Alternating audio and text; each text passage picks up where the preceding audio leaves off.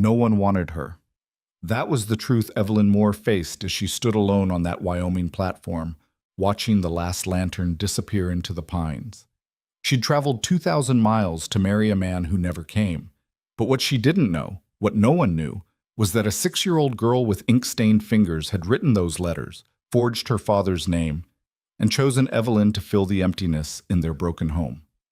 This is the story of the bride no one claimed, the child brave enough to rewrite her own fate, and the family built not by blood, but by choice. Stay with me until the end, hit that like button, and comment your city so I can see how far this story travels. The train's whistle cut through the autumn air like a knife through silk, sharp and final. Evelyn Moore pressed her gloved hand against the cold window, watching as the endless prairie gave way to clusters of pine trees, their shadows long in the late afternoon sun. Her heart hammered beneath her gray traveling dress, a rhythm of hope and terror that had accompanied her for 7 days across the American frontier. She was 24 years old, unmarried, and until 3 months ago had been teaching at Miss Pritchard's School for Young Ladies in Philadelphia. Now she was traveling to Pine Hollow, Wyoming territory, to marry a man she'd never met. A man named Caleb Grant, whose letters had been sparse but steady, whose words had painted pictures of a simple life in a growing settlement where a schoolteacher's skills would be valued and a carpenter's hands could build a future. The train lurched, metal screaming against metal, and began to slow. Evelyn's fingers found the edge of the envelope in her pocket. The last letter, the one that had confirmed the date of her arrival. She didn't need to read it again. She'd memorized every line during the sleepless nights in stuffy railway cars, repeating them like prayers. Miss Moore, your decision brings light to a house that has known too much darkness. Arrive on the 15th of October. I will be waiting. The 15th had come.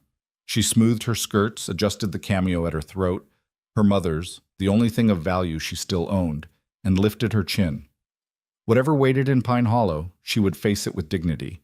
She'd made her choice, and Evelyn Moore did not turn back. The platform appeared outside her window, rough-hewn planks weathered silver by wind and time.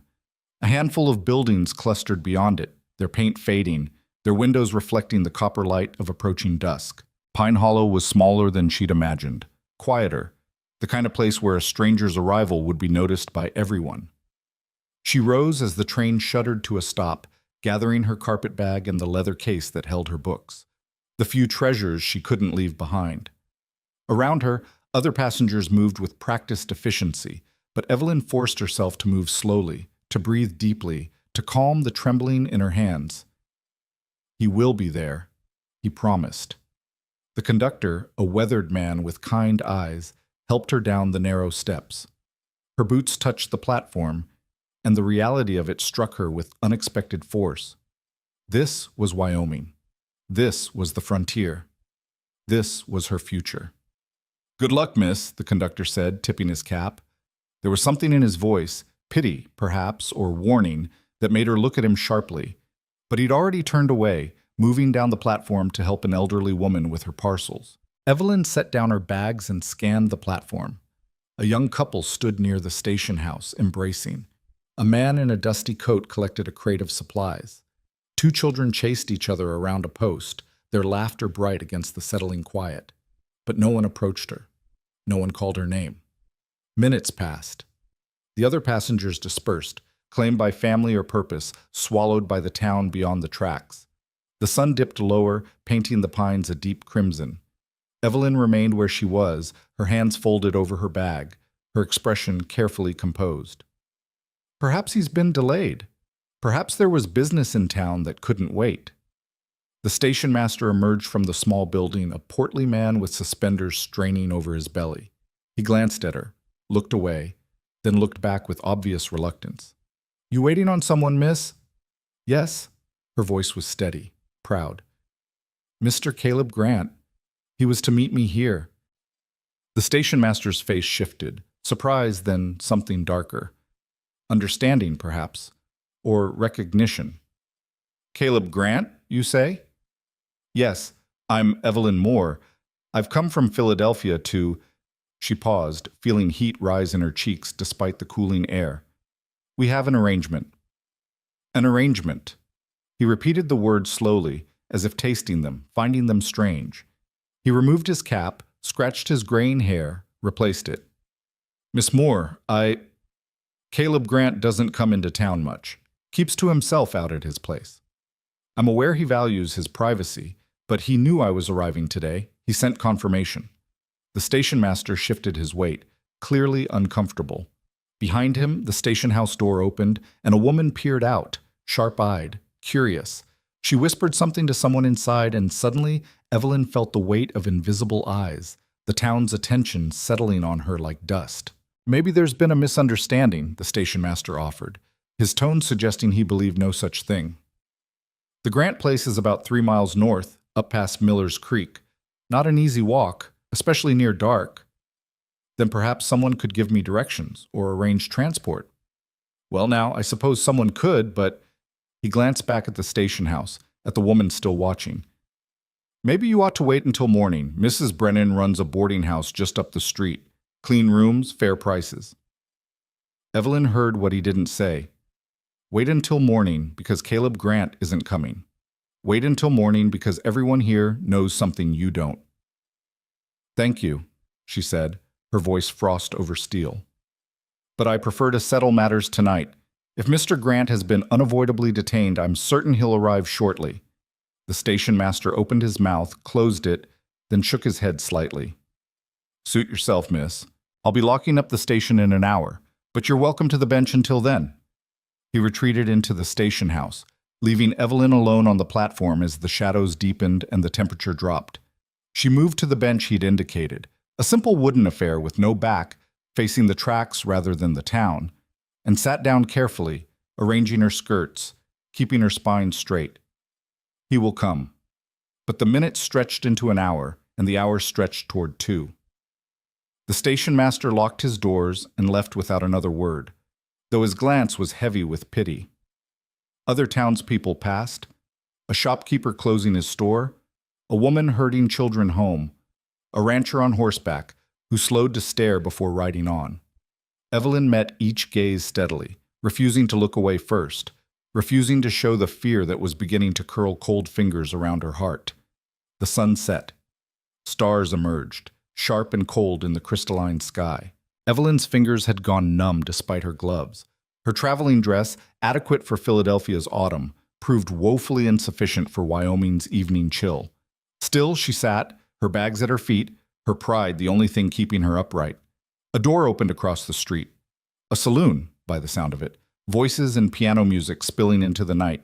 Several men emerged, their laughter loud, their gaits unsteady. They noticed her immediately. "Well, well," one called out, his words slurring. "What do we have here? Lady sitting all alone in the dark?" Evelyn didn't respond, didn't move. She'd learned long ago that engaging with such men only encouraged them. "Maybe she needs some company," another suggested, and they began to cross the street, their boots loud on the packed dirt. "That's enough, boys." A new voice, sharp with authority. A tall man stepped from the shadows near the general store. The sheriff, judging by the star on his vest. He moved between Evelyn and the approaching men with casual confidence. "Mrs. Brennan's is 2 doors down. I suggest you head that way." "We weren't doing nothing, Sheriff Turner. And you're going to keep it that way." He waited until they'd shuffled off, muttering, before turning to Evelyn. His face was weathered, his eyes thoughtful in the lamplight from the saloon. "Miss, it's not safe for a lady alone out here after dark." "I'm waiting for someone." "I heard." He tilted his head, studying her. "Heard you've been waiting since the train came in. That's near 3 hours now." "Then you understand why I can't leave." Sheriff Turner sighed, a sound of resignation rather than irritation. He was perhaps 40, with the careful movements of a man who'd learned to read situations quickly. "Miss Moore, is it?" "Yes." "I'm Sheriff James Turner. I've known Caleb Grant for 5 years since he came to Pine Hollow. He's a good man, but he's complicated. Lost his wife in childbirth, and the grief nearly broke him. Barely speaks to anyone, barely comes to town.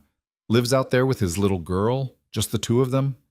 Evelyn's hands tightened on her bag. "He wrote to me, multiple letters. He asked me to come." Something shifted in the sheriff's expression. Surprise, quickly masked. "Caleb wrote to you? You're certain?" "Of course I'm certain. I have the letters." May I see them? It was presumptuous, perhaps even rude, but something in his tone made Evelyn reach into her carpet bag. She withdrew the bundle of letters, tied with a ribbon, and handed them over. The sheriff moved closer to the lamplight, reading quickly, his frown deepening with each page. "This doesn't make sense," he muttered. "Caleb hasn't... He wouldn't..." He looked up at her, and now there was genuine concern in his eyes. "Miss Moore, when did you receive the first letter?" "July." He responded to an advertisement I placed in the Matrimonial Times. "And these letters came regularly?" "Every 2 weeks. The last one confirmed my arrival date, see?" She pointed to the relevant passage, her finger trembling despite her efforts to remain calm. Sheriff Turner read it again, then shook his head slowly. "Miss, I don't know how to tell you this gently, so I'll be plain. This isn't Caleb's handwriting. I've seen his hand many times. Receipts, orders for the furniture he builds. This is neater, more careful. Caleb writes like a man who learned late and never got comfortable with it. These letters are written by someone who's had proper schooling." The world tilted. Evelyn reached for the bench behind her, needing its solidity. "That's not possible. Who else would—" "I don't know. But I do know Caleb hasn't been expecting anyone. Last time I saw him, about a week ago when he came in for supplies, he didn't mention a thing about a bride arriving." The word bride hung in the air between them, suddenly absurd. Evelyn felt something crack inside her chest. Not her heart, not yet, but the careful structure she'd built to contain her hope. She'd sold almost everything she owned to afford this journey.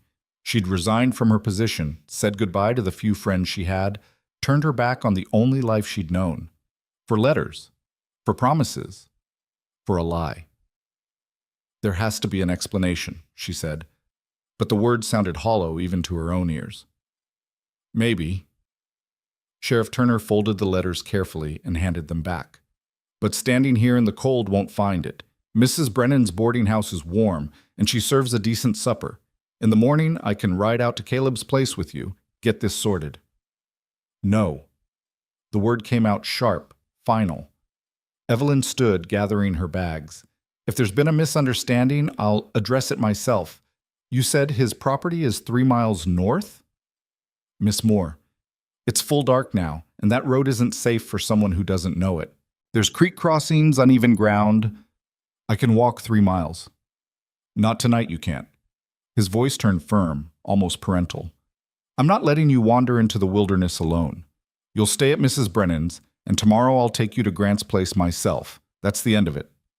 Evelyn wanted to argue, to insist on her independence, her right to make her own mistakes. But exhaustion was settling into her bones, and the temperature had dropped further, her breath forming small clouds in the lamplight. The sheriff was right, even if accepting his help felt like admitting defeat. "Very well," she said quietly. "Mrs. Brennan's boarding house." "Good." Relief colored his tone. He picked up her heavier bag before she could protest and gestured toward the street. "This way." They walked in silence, their footsteps echoing off the false-fronted buildings. Evelyn tried to ignore the faces in windows, the conversations that paused as they passed. The town was small enough that her presence had already become gossip, her abandonment on the platform a story to be shared over supper tables and whispered in shops. The woman who came all this way for a man who didn't want her. Mrs. Brennan's boarding house was a 2-story structure with a wide porch and lace curtains in every window.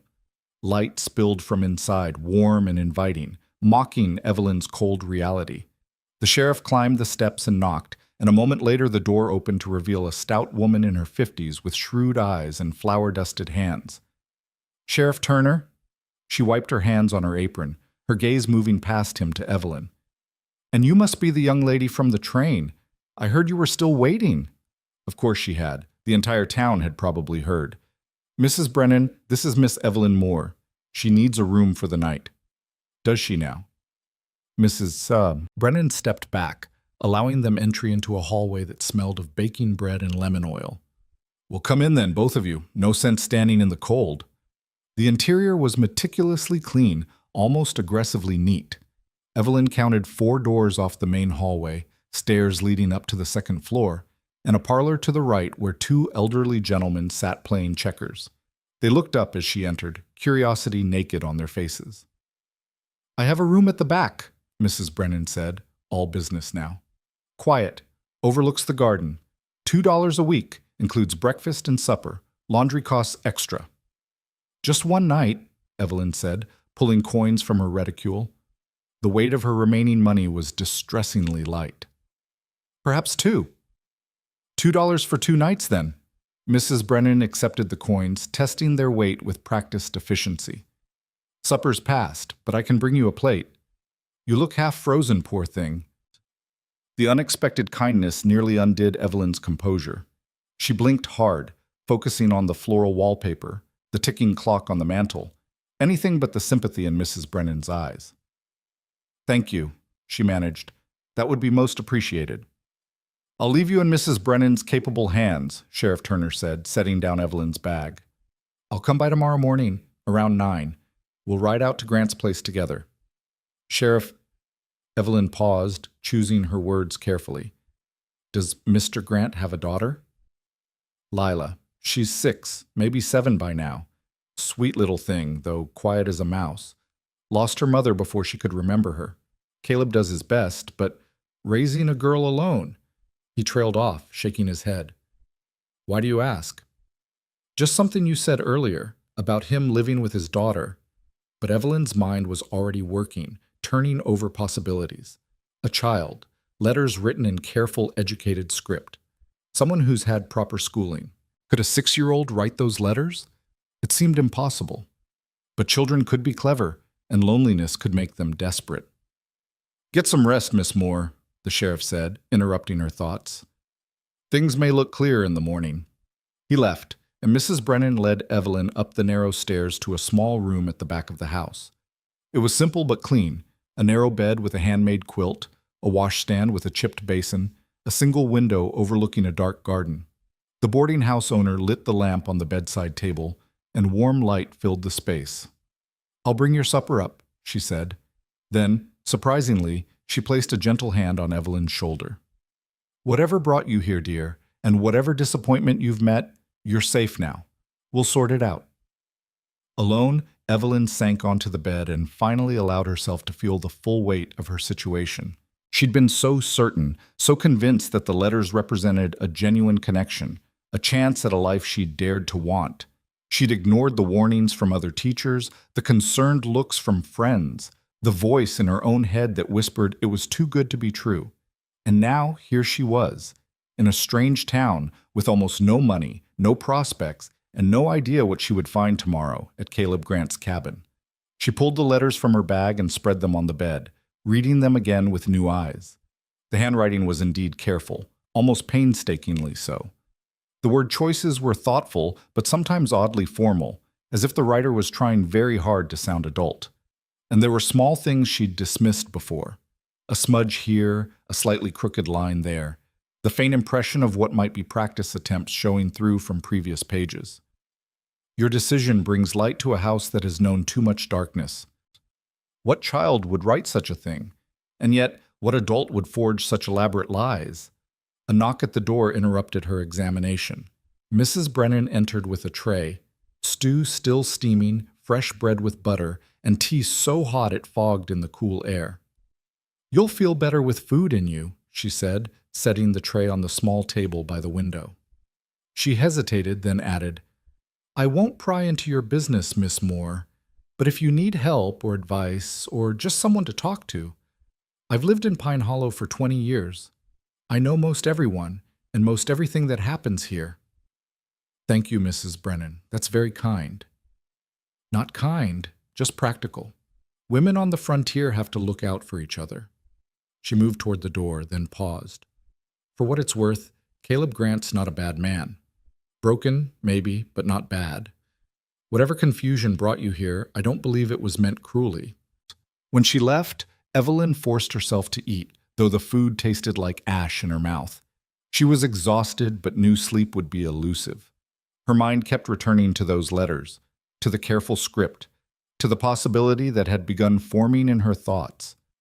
A child. A lonely child, living in isolation with a grieving father. A child clever enough to copy an adult's voice. desperate enough to reach across a continent for help. "I picked you for my daddy." The words came unbidden, as if she'd already heard them, already knew them. Evelyn set down her spoon and went to the window, looking out into the darkness. Somewhere out there, 3 miles north past a creek she'd never seen, was a cabin where a man lived who knew nothing of her arrival. And perhaps, a little girl who knew everything. Tomorrow would bring answers. Tomorrow she would face Caleb Grant, would confront this mystery, would decide what came next.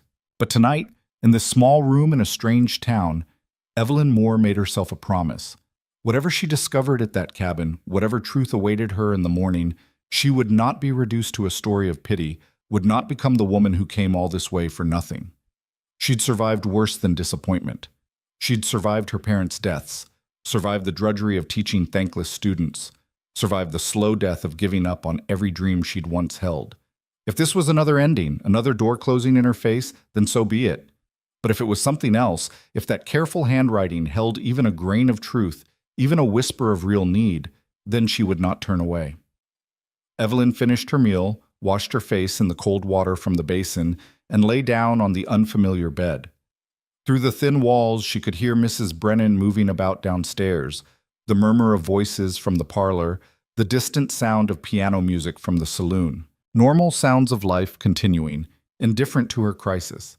She closed her eyes and let herself remember why she'd answered that advertisement in the first place. Not because she was desperate, though she had been. Not because she was running away, though she was. But because somewhere in those careful letters, she'd heard an echo of her own loneliness, her own hunger for something more than the narrow life she'd been living. Your decision brings light to a house that has known too much darkness. Whether written by man or child, that sentence was true. She could feel it. And tomorrow, when she finally met Caleb Grant, and whatever waited in his cabin, she would find out if there was any light left in her to give. Sleep came eventually, fitful and dream-haunted. In her dreams, she walked through endless forests of pine, following a voice she couldn't quite hear, searching for a house she couldn't quite see. And always, just ahead of her, a small figure in a patched dress, running faster than Evelyn could follow, leaving footprints that disappeared as soon as they were made. She woke before dawn to the sound of roosters crowing and the smell of coffee drifting up from below. For a moment, she didn't remember where she was. Then it all came back. The platform, the waiting, the truth she'd learned about the letters.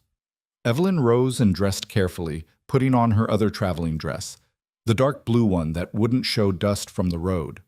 She repacked her bags, checked her remaining money, and went downstairs where Mrs. Brennan had already set out breakfast for her early-rising boarders. "Sheriff Turner will be here soon," the older woman said, pouring Evelyn a cup of strong coffee. "Eat something first. It's a rough ride out to Grant's place."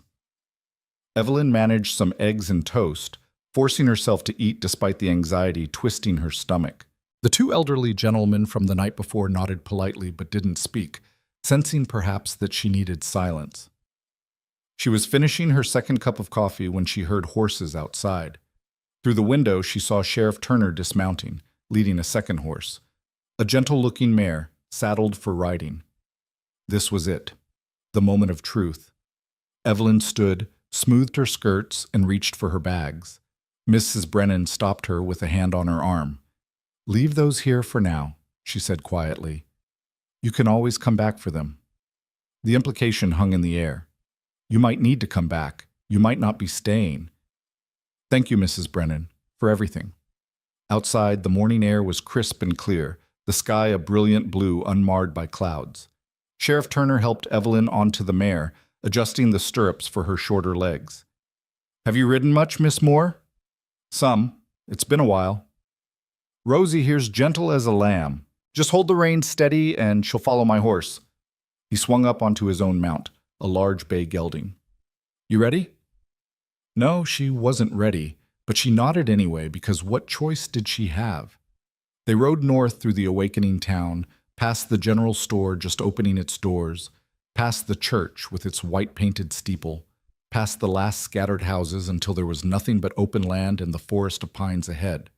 The road, such as it was, became a rutted track winding between the trees. Sheriff Turner set an easy pace, clearly mindful of Evelyn's riding skills. They crossed a shallow creek, the horses picking their way carefully over smooth stones.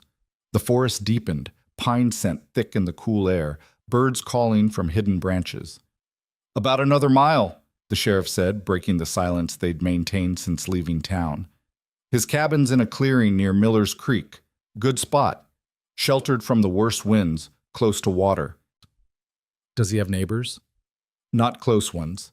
Peterson Ranch is about 2 miles east, but they keep to themselves mostly. Caleb's place is pretty isolated, which is how he likes it. And the little girl, Lila, she doesn't go to school?" Sheriff Turner's jaw tightened. "There's been talk about that. Technically, the law says children should be educated, but out here, enforcing it's another matter. Some folks think Caleb ought to send her to town for lessons, but..." He shrugged. "She seems bright enough when you see her. Shy, but bright." They rode in silence for another few minutes, the track narrowing, branches reaching overhead to form a canopy that filtered the sunlight into shifting patterns. Then the trees opened up, and Evelyn saw it. A cabin nestled at the edge of a clearing, weathered logs chinked with moss, a stone chimney at one end. Smoke rose from it, thin and gray in the morning light. Someone was home. Sheriff Turner reined in his horse, and Evelyn did the same, her heart hammering. The cabin looked solid but lonely, its single window reflecting the sky. A small barn stood behind it, and beyond that she could see the gleam of water. The creek, she supposed. It was a harsh kind of beautiful, isolated, and stark. The cabin door opened, and a man stepped out, Caleb Grant. Even from this distance, Evelyn could see the tension in his posture, the way his hand moved instinctively to his side where a working man might carry tools. He was tall, broad-shouldered, wearing rough work clothes and an expression that looked carved from the same granite as the mountains in the distance. He stared at them, motionless, as they approached. Sheriff Turner raised a hand in greeting. "Morning, Caleb. Got a situation here that needs sorting." "Turner." The voice was deep, rough with disuse. His gaze moved to Evelyn, and she saw his eyes, dark, guarded, filled with something that might have been grief or anger, or both. "Who's this?" Before the sheriff could answer, a small figure darted out from behind the cabin, moving so quickly she was almost a blur. A girl with long brown hair and braids, wearing a patched calico dress too thin for the weather. She stopped abruptly when she saw the visitors, her eyes going wide. Those eyes fixed on Evelyn with an intensity that was almost frightening in its focus. "Lila!" Caleb called, his tone sharp with warning. "Inside!" But the girl didn't move. She stood frozen, staring at Evelyn with an expression of wonder and terror and desperate hope all mixed together. And in that moment, seeing that small face, those haunted eyes, Evelyn knew with absolute certainty. The letters, the careful script, the impossible hope, all of it had come from this child. "Mr. Grant," Sheriff Turner began, dismounting, "this is Miss Evelyn Moore. She arrived on yesterday's train from Philadelphia. Says she's here because you sent for her. Says you've been corresponding for months about an arrangement." Caleb's face went blank with shock, then darkened with something harder. "I sent for her? That's not possible. I never—" He stopped, his gaze snapping to his daughter. "Lila, inside, now." The girl took a step back, then another, her small hands twisting in her dress. Tears welled in her eyes, but she didn't run. Instead, she looked at Evelyn with such raw pleading that it broke something loose in Evelyn's chest. "Please," Lila whispered, the word barely audible across the clearing. "Please, don't leave." And Evelyn understood, in that single moment of heartbreak, that she'd traveled 2,000 miles, not for a man's promise, but for a child's desperate prayer. That everything she thought she'd lost on that platform, the hope, the future, the possibility of belonging, might actually be waiting here in this clearing, if only she was brave enough to claim it. She dismounted before she could question the impulse, her legs unsteady after the long ride. Sheriff Turner reached out to steady her, but she stepped forward on her own, moving toward the cabin, toward the man who stood like a sentinel in his doorway, toward the girl who'd gambled everything on a stranger's kindness. "Mr. Grant," she said, her voice carrying across the clearing with a confidence she didn't feel. "My name is Evelyn Moore, and I believe we have a great deal to discuss." Caleb Grant's face hardened like winter ice, his jaw working as he processed her words. For a long moment, the only sound was the wind moving through the pines and the distant murmur of the creek. Then he stepped down from the porch, his boots heavy on the packed earth, and Evelyn saw him fully for the first time. He was perhaps 30, though grief had aged him in ways that had nothing to do with years. His face was all sharp angles and shadows, unshaven, weathered by sun and work. His hands were calloused and scarred, a carpenter's hands, and they hung at his sides now like weapons he didn't know whether to use. But it was his eyes that held her, dark as the forest at dusk, filled with a wariness that bordered on fury. "Sheriff," he said, never looking away from Evelyn, "I don't know what kind of scheme this is, but I never sent for anyone, never wrote to anyone, never made any arrangement." "She has letters, Caleb, signed with your name." "Then they're forgeries or mistakes." "I don't care which." His voice was rough, unused to conversation, edged with the kind of anger that comes from violation. "I want her gone." The words hit Evelyn like a physical blow, but she kept her spine straight, her chin up. She'd expected this, hadn't she? But expecting rejection and experiencing it were two different things entirely. "Mr. Grant, I understand this is a shock." "You understand nothing." He turned to Sheriff Turner, dismissing her as if she were no more significant than the wind. "Take her back to town. I don't know who she is or what she wants, but she's not staying here." "Papa, no!" Lila's voice cracked through the tension like breaking glass. She ran forward, placing herself between her father and the strangers, her small body trembling but determined. "Please, Papa, please don't send her away. I need her. We need her." Caleb's expression shifted from anger to something more complex, pain, perhaps, or recognition.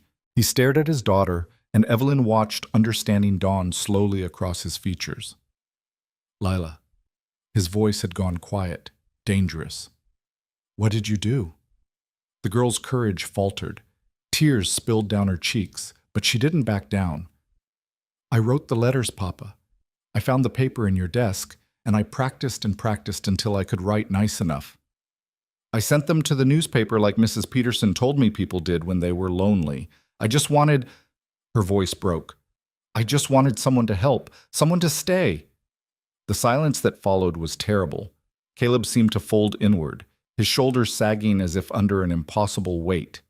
He raised one hand to his face, pressed his palm against his eyes, and when he lowered it, all the anger had drained away, leaving only exhaustion. 7 years old, he whispered. "You're 7 years old, Lila. How could you possibly—" He couldn't finish. He looked at Evelyn then, really looked at her, and she saw apology and shame and desperate weariness all tangled together. "Miss Moore, there are no words. What my daughter did was wrong, unforgivable. The deception, the cost to you, the cost was mine to pay," Evelyn interrupted quietly. "No one forced me onto that train. I came because I chose to." "You came because you were lied to, by a child who doesn't understand what she's done." He reached for Lila's shoulder, pulled her gently but firmly to his side. "She'll apologize, and then the sheriff will take you back to town. I'll pay for your return fare to Philadelphia, your lodging until the next train east. It's the least I can do." Sheriff Turner cleared his throat. "Caleb, maybe we should all go inside, talk this through properly. It's cold out here, and Miss Moore's had a long journey. There's nothing to talk through." "I think there is." Evelyn spoke before she could question the wisdom of it. 3 pairs of eyes turned to her. Caleb's hostile, the sheriff's surprised, Lila's desperately hopeful. "Your daughter didn't do this on a whim, Mr. Grant. She wrote multiple letters over 3 months. She maintained a correspondence. She convinced me of a reality that, while false in its authorship, might be true in its need. We don't need—" "Yes, you do."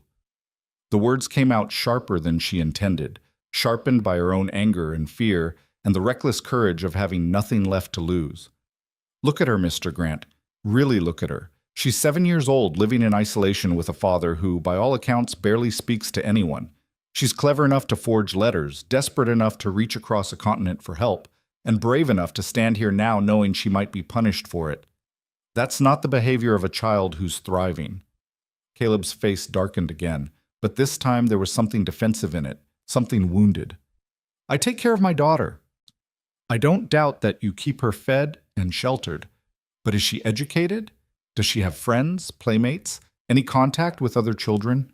Does she know how to read beyond what she's taught herself? Does she— Enough. His voice cracked like a whip. You know nothing about us. Nothing about what we've survived, what we've lost. You have no right. You're absolutely correct. Evelyn stepped forward, close enough now to see the fine lines around his eyes, the gray threading through the dark hair at his temples. I have no right to judge you, but I do have the right to speak for myself, and here is my truth, Mr. Grant. I sold everything I owned to come here. I gave up my position, my home, my life, such as it was. I have $17 to my name and no prospects in Philadelphia worth returning to. So before you put me on that train east, answer me one question honestly. He said nothing, but his jaw tightened. Does your daughter know how to read? The silence stretched. Lila looked up at her father, biting her lip. Caleb stared at Evelyn with something that might have been hatred or might have been fear of exposure. She knows some, he said finally. I've taught her what I can. And arithmetic? History?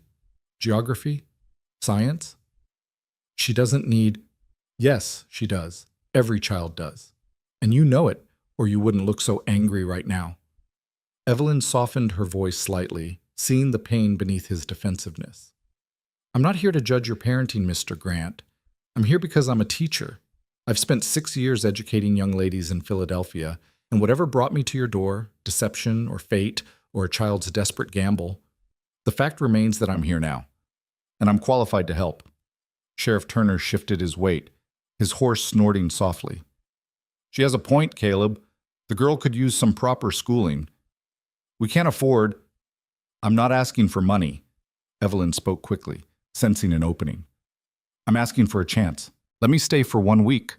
Let me teach Lila, see if I can help. At the end of that week, if you still want me gone, I'll leave without argument. But if there's even a possibility that I could make a difference here, don't you owe it to your daughter to try? Caleb looked down at Lila, and Evelyn watched the war play out across his face. Pride fought with practicality. Anger struggled against love. The desire to maintain control battled with the undeniable truth that his daughter needed more than he could give her alone. Please, Papa. Lila's voice was small but steady. I picked her. I picked her special. I read all the letters in the newspaper, and hers was the kindest. She talked about teaching children to love learning, about making lessons fun. She sounded like she might understand. Understand what, baby? Being lonely. The words hung in the morning air, simple and devastating. Caleb closed his eyes briefly, and when he opened them, the fight had gone out of him. 1 week, he said roughly. But you sleep in the barn. I'll clean out the tack room, make it suitable. And you teach Lila only, nothing else. You don't cook, don't clean, don't interfere with how I run my household. When the week's done, if I say you leave, you leave. No arguments. Agreed. Evelyn's heart hammered with relief and terror in equal measure. She'd bought herself 7 days. 7 days to prove her worth, to make herself indispensable, to find a place in this broken little family. It was more than she'd had 5 minutes ago. Sheriff Turner exhaled slowly, clearly relieved to have avoided further conflict. I'll ride back to town. Let Mrs. Brennan know to hold Miss Moore's things for now.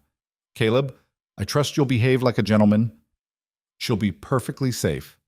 The words were stiff but sincere. Caleb extended his hand to the sheriff, shook it firmly. Thank you for bringing her out, and for not making this harder than it needed to be. Just try to make it work, both of you. That little girl deserves a chance.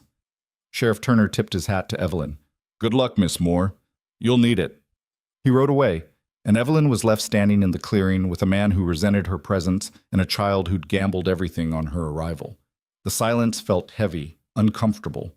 Caleb stood with his hand on Lila's shoulder, his expression unreadable. Lila stared at Evelyn with barely contained joy, as if afraid that blinking might make her disappear.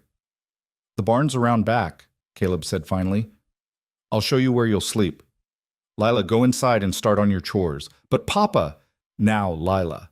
The girl hesitated, then ran to Evelyn and wrapped her thin arms around her waist in a sudden, fierce embrace. Thank you, she whispered. Thank you for staying. Thank you for not being angry at me. Evelyn bent down, cupping the small face in her hands.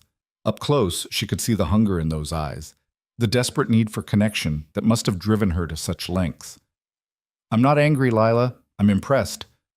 What you did took remarkable courage. But we'll need to talk about honesty and the right ways to ask for help, yes? Yes, ma'am. Lila nodded eagerly. I'll be good. I promise I'll be so good. I know you will. Evelyn smoothed back a strand of hair that had escaped from the girl's braid. Now go do your chores. Your father and I need to talk. Lila ran toward the cabin, her steps light, almost dancing. She paused at the door to wave, then disappeared inside. Caleb watched her go with an expression Evelyn couldn't quite read. She's not usually so open, he said quietly. Strangers make her shy. I'm not a stranger to her. Not really. She's been living with my letters for months. Letters she thought I wrote. He turned to face Evelyn fully, and she saw the exhaustion in every line of his body. She doesn't know you at all, Miss Moore. She knows a fantasy she created from words on paper. Perhaps, but children are often better judges of character than adults give them credit for. She chose me from dozens of responses. That has to mean something. It means she's 7 and doesn't understand consequences. He started walking toward the barn, and Evelyn followed, her skirt swishing through the long grass. I'll be honest with you, Miss Moore.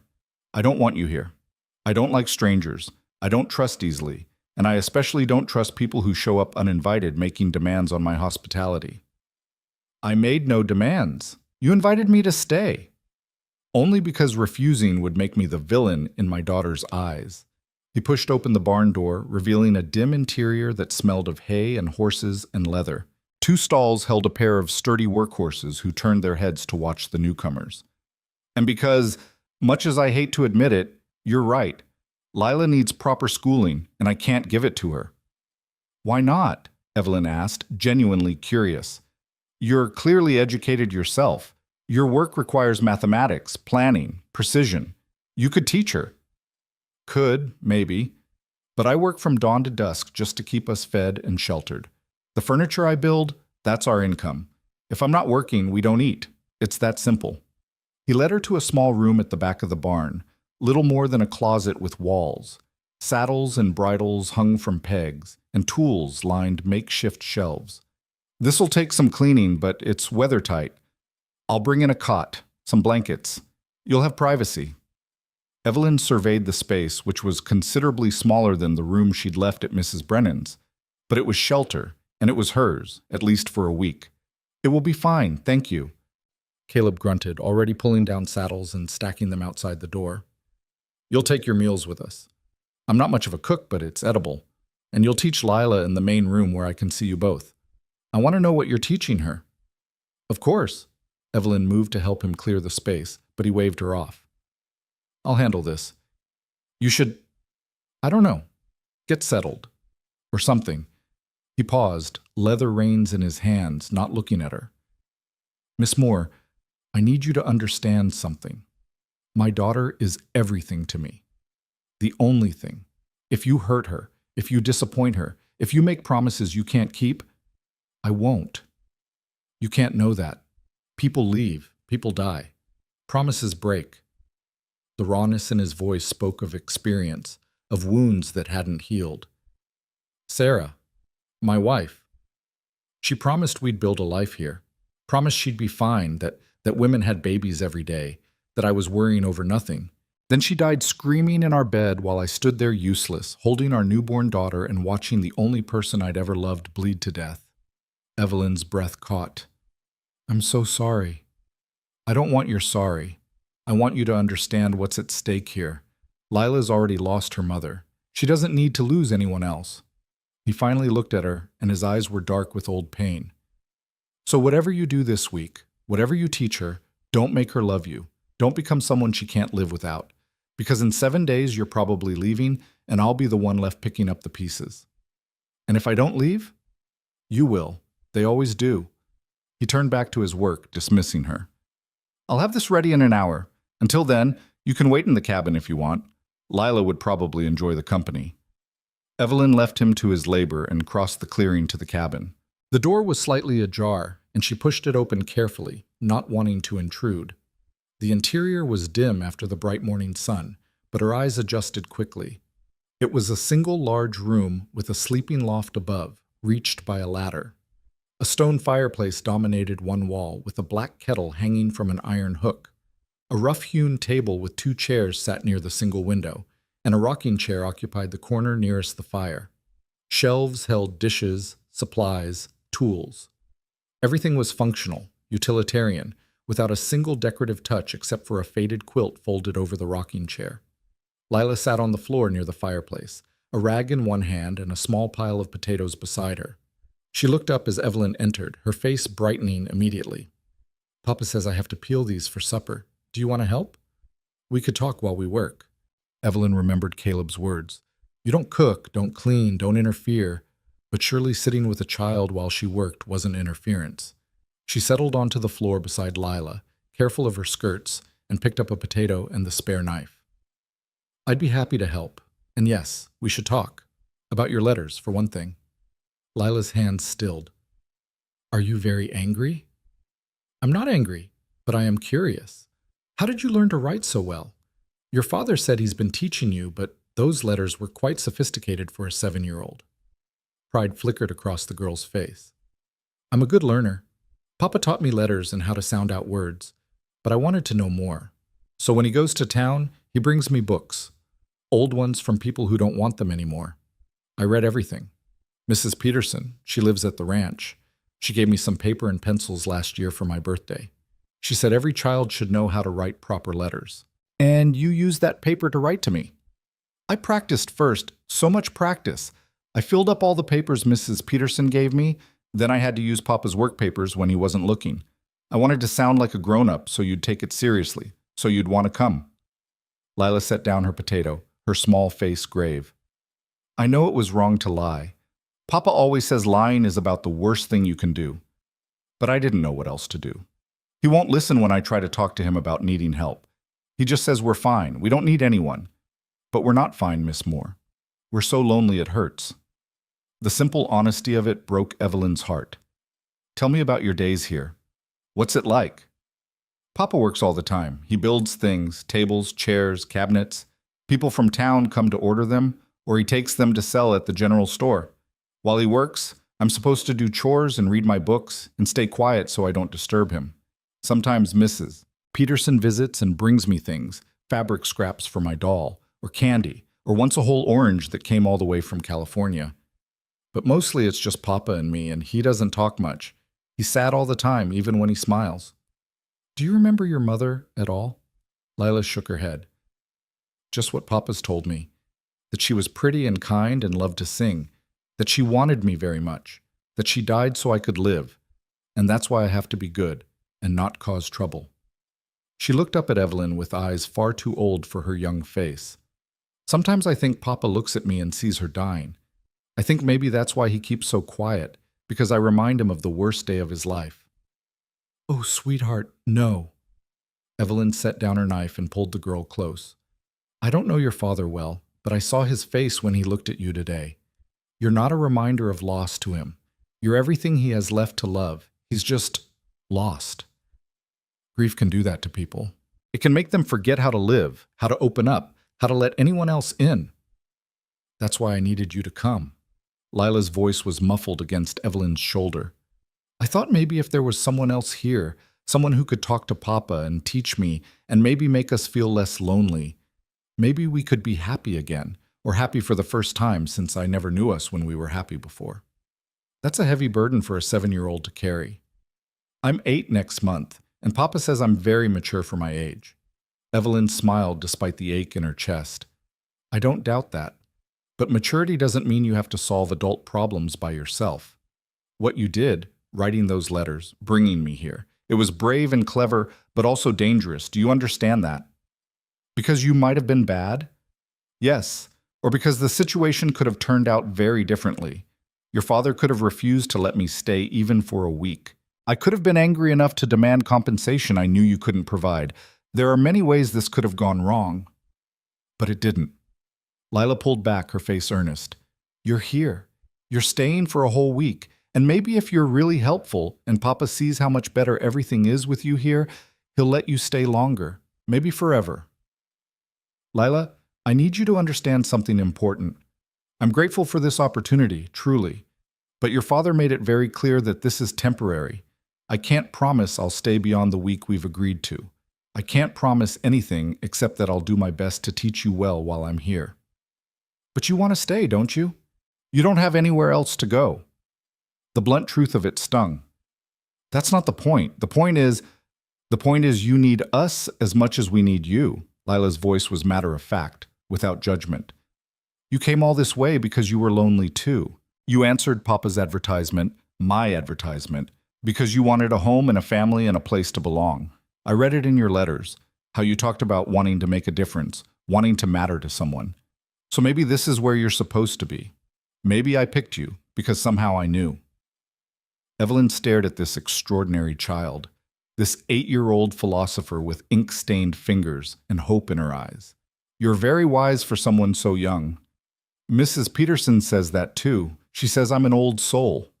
Lila picked up her potato again, resuming her peeling with practiced efficiency. Will you really teach me? Proper lessons, like you gave those girls in Philadelphia? Even better. Those girls often didn't want to learn. They were there because their parents insisted. But you, Lila Grant, you're hungry for knowledge. That makes all the difference. Evelyn returned to her own potato, falling into a comfortable rhythm. We'll start tomorrow with an assessment to see what you already know. Then we'll create a curriculum that covers reading, writing, arithmetic, history, basic science, and geography.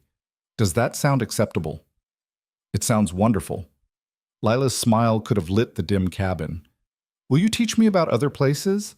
I want to know what Philadelphia looks like, and New York, and all the cities I've only read about in books. I'll teach you about everywhere I've been, and many places I haven't. We'll look at maps together, trace routes across continents, imagine ourselves in London and Paris and Rome. I can't imagine anything better. They worked in companionable silence for a while, peeling potatoes and cutting them into chunks for whatever meal Caleb would prepare later. Through the window, Evelyn could see him emerging from the barn, carrying an armload of tools. He looked toward the cabin, his expression unreadable from this distance, then headed toward a work shed she hadn't noticed before. He's probably going to work on Mr. Harrison's table, Lila said, following her gaze. He promised it by next week, and he's worried he won't finish in time. He worries about that a lot, disappointing people, not meeting his promises. That's why he was so upset about the letters. Not just because I lied, but because now someone's disappointed because of him, even though it wasn't really his fault. Your father seems like a good man carrying too much responsibility alone. He is good. He's just sad and scared and doesn't know how to be different. Lila set aside the last peeled potato and stood, wiping her hands on her apron. I should start the fire for supper. Papa likes it ready when he comes in so he doesn't have to stop working any longer than necessary. Do you do this every day? The cooking, I mean. Most days. Papa showed me how when I was little. He says a woman needs to know how to keep a house. She paused, adding with perfect innocence. That's why I thought he'd want a wife. For the cooking and cleaning and company. I didn't understand he was too sad to want those things. Evelyn helped gather kindling, watching as Lila efficiently built up the fire. The girl moved with the confidence of long practice, clearly accustomed to managing household tasks far beyond her years. It was impressive and heartbreaking in equal measure. Miss Moore? Lila asked as she hung the pot of potatoes over the fire. What should I call you? Miss Moore feels very formal for someone who's going to be teaching me every day. What would you like to call me? Could I call you Miss Evelyn? That sounds friendlier, like we're family, almost. Miss Evelyn would be perfect. They spent the rest of the morning together, Lila chattering about her books and her dreams, while Evelyn listened and observed. The girl was indeed remarkably bright, her vocabulary extensive, her curiosity boundless. She'd taught herself to read beyond basic comprehension, and her questions ranged from the practical, how did trains work, to the philosophical. Why did some people have so much while others had so little? Around noon, Caleb appeared in the doorway, his shirt dusty with sawdust, his face tired. He glanced between Lila and Evelyn, seeming surprised to find them sitting together at the table, a battered primer open between them. Just checking that everything's acceptable, he said gruffly. Very acceptable, Papa. Miss Evelyn's been telling me about Philadelphia, and she says tomorrow we'll start real lessons with a proper curriculum and everything. That's good. That's good. He shifted his weight, clearly uncomfortable. I should get back to work. Lila, don't bother Miss Moore too much. She's not bothering me at all, Evelyn assured him. She's been helping me understand what she already knows so I can plan appropriately. Caleb nodded, already backing toward the door. But Lila jumped up, running to him. Papa, aren't you going to eat lunch? I'll take some bread and cheese to the workshop. I need to keep working. But you always say we should eat proper meals together when we can. There was a pleading note in Lila's voice that Evelyn hadn't heard before. Miss Evelyn's here now. We could all eat together. It would be nice. Caleb's jaw tightened. He looked at Evelyn, then back at his daughter, clearly trapped between his desire to maintain distance and his inability to deny Lila anything. I suppose I could take a short break. They ate simple fare. Bread, cheese, some dried apples. Sitting around the small table in uncomfortable silence, Caleb kept his eyes on his plate, eating with mechanical efficiency. Lila kept trying to spark conversation, telling her father about the lessons planned for tomorrow, but his responses were monosyllabic at best. Finally, Evelyn broke the tension. Mr. Grant, I wanted to thank you for preparing the space in the barn. I'm sure it was an inconvenience, and I appreciate the effort. He looked up, surprise flickering across his face, as if he'd forgotten she could speak. It's adequate? More than adequate. It's quite comfortable. Good. He returned to his food, but after a moment added, There's a basin out there now, and I brought a pitcher for water. Lila can show you where the well is, and there's extra blankets if you need them. Gets cold at night this time of year. Thank you. That's very thoughtful. Another silence. Then Lila, bless her, tried again. Papa, Miss Evelyn says she can teach me about geography and history and all sorts of things you don't have time to teach. Isn't that wonderful? Very wonderful, Caleb agreed, but his tone was flat. And maybe she could help you too sometimes, with reading orders or keeping accounts or… Lila! The warning in his voice was clear. Miss Moore is here to teach you, not to work for us. Don't ask for more than what's been agreed. I was just thinking, I know what you were thinking. But this isn't permanent, baby. You understand that, right? Miss Moore has her own life, her own plans. She's doing us a kindness by staying this week, but then she'll need to return to her real life. Evelyn saw the hope drain from Lila's face, replaced by stubborn determination. But what if she doesn't want to leave? What if she likes it here? It doesn't matter what any of us want. Life isn't about want. It's about reality, and reality is that Miss Moore belongs somewhere else. He pushed back from the table, his meal barely touched. I need to get back to work. Thank you for lunch. He was gone before either of them could respond, the door closing with deliberate care. Not a slam, but a statement nonetheless. Lila stared after him, her eyes bright with unshed tears. He's trying to protect you, Evelyn said gently. He doesn't want you to hope for something that might not happen. But it could happen. If we show him how good it is with you here. If we prove we're better as 3 instead of 2. Lila, listen to me. Your father is right. I can't make promises about staying. But what I can promise is that this week I'll give you my full attention and effort. I'll teach you as much as I possibly can. And whatever happens after that, you'll have those lessons, that knowledge. No one can take that away from you. It wasn't enough.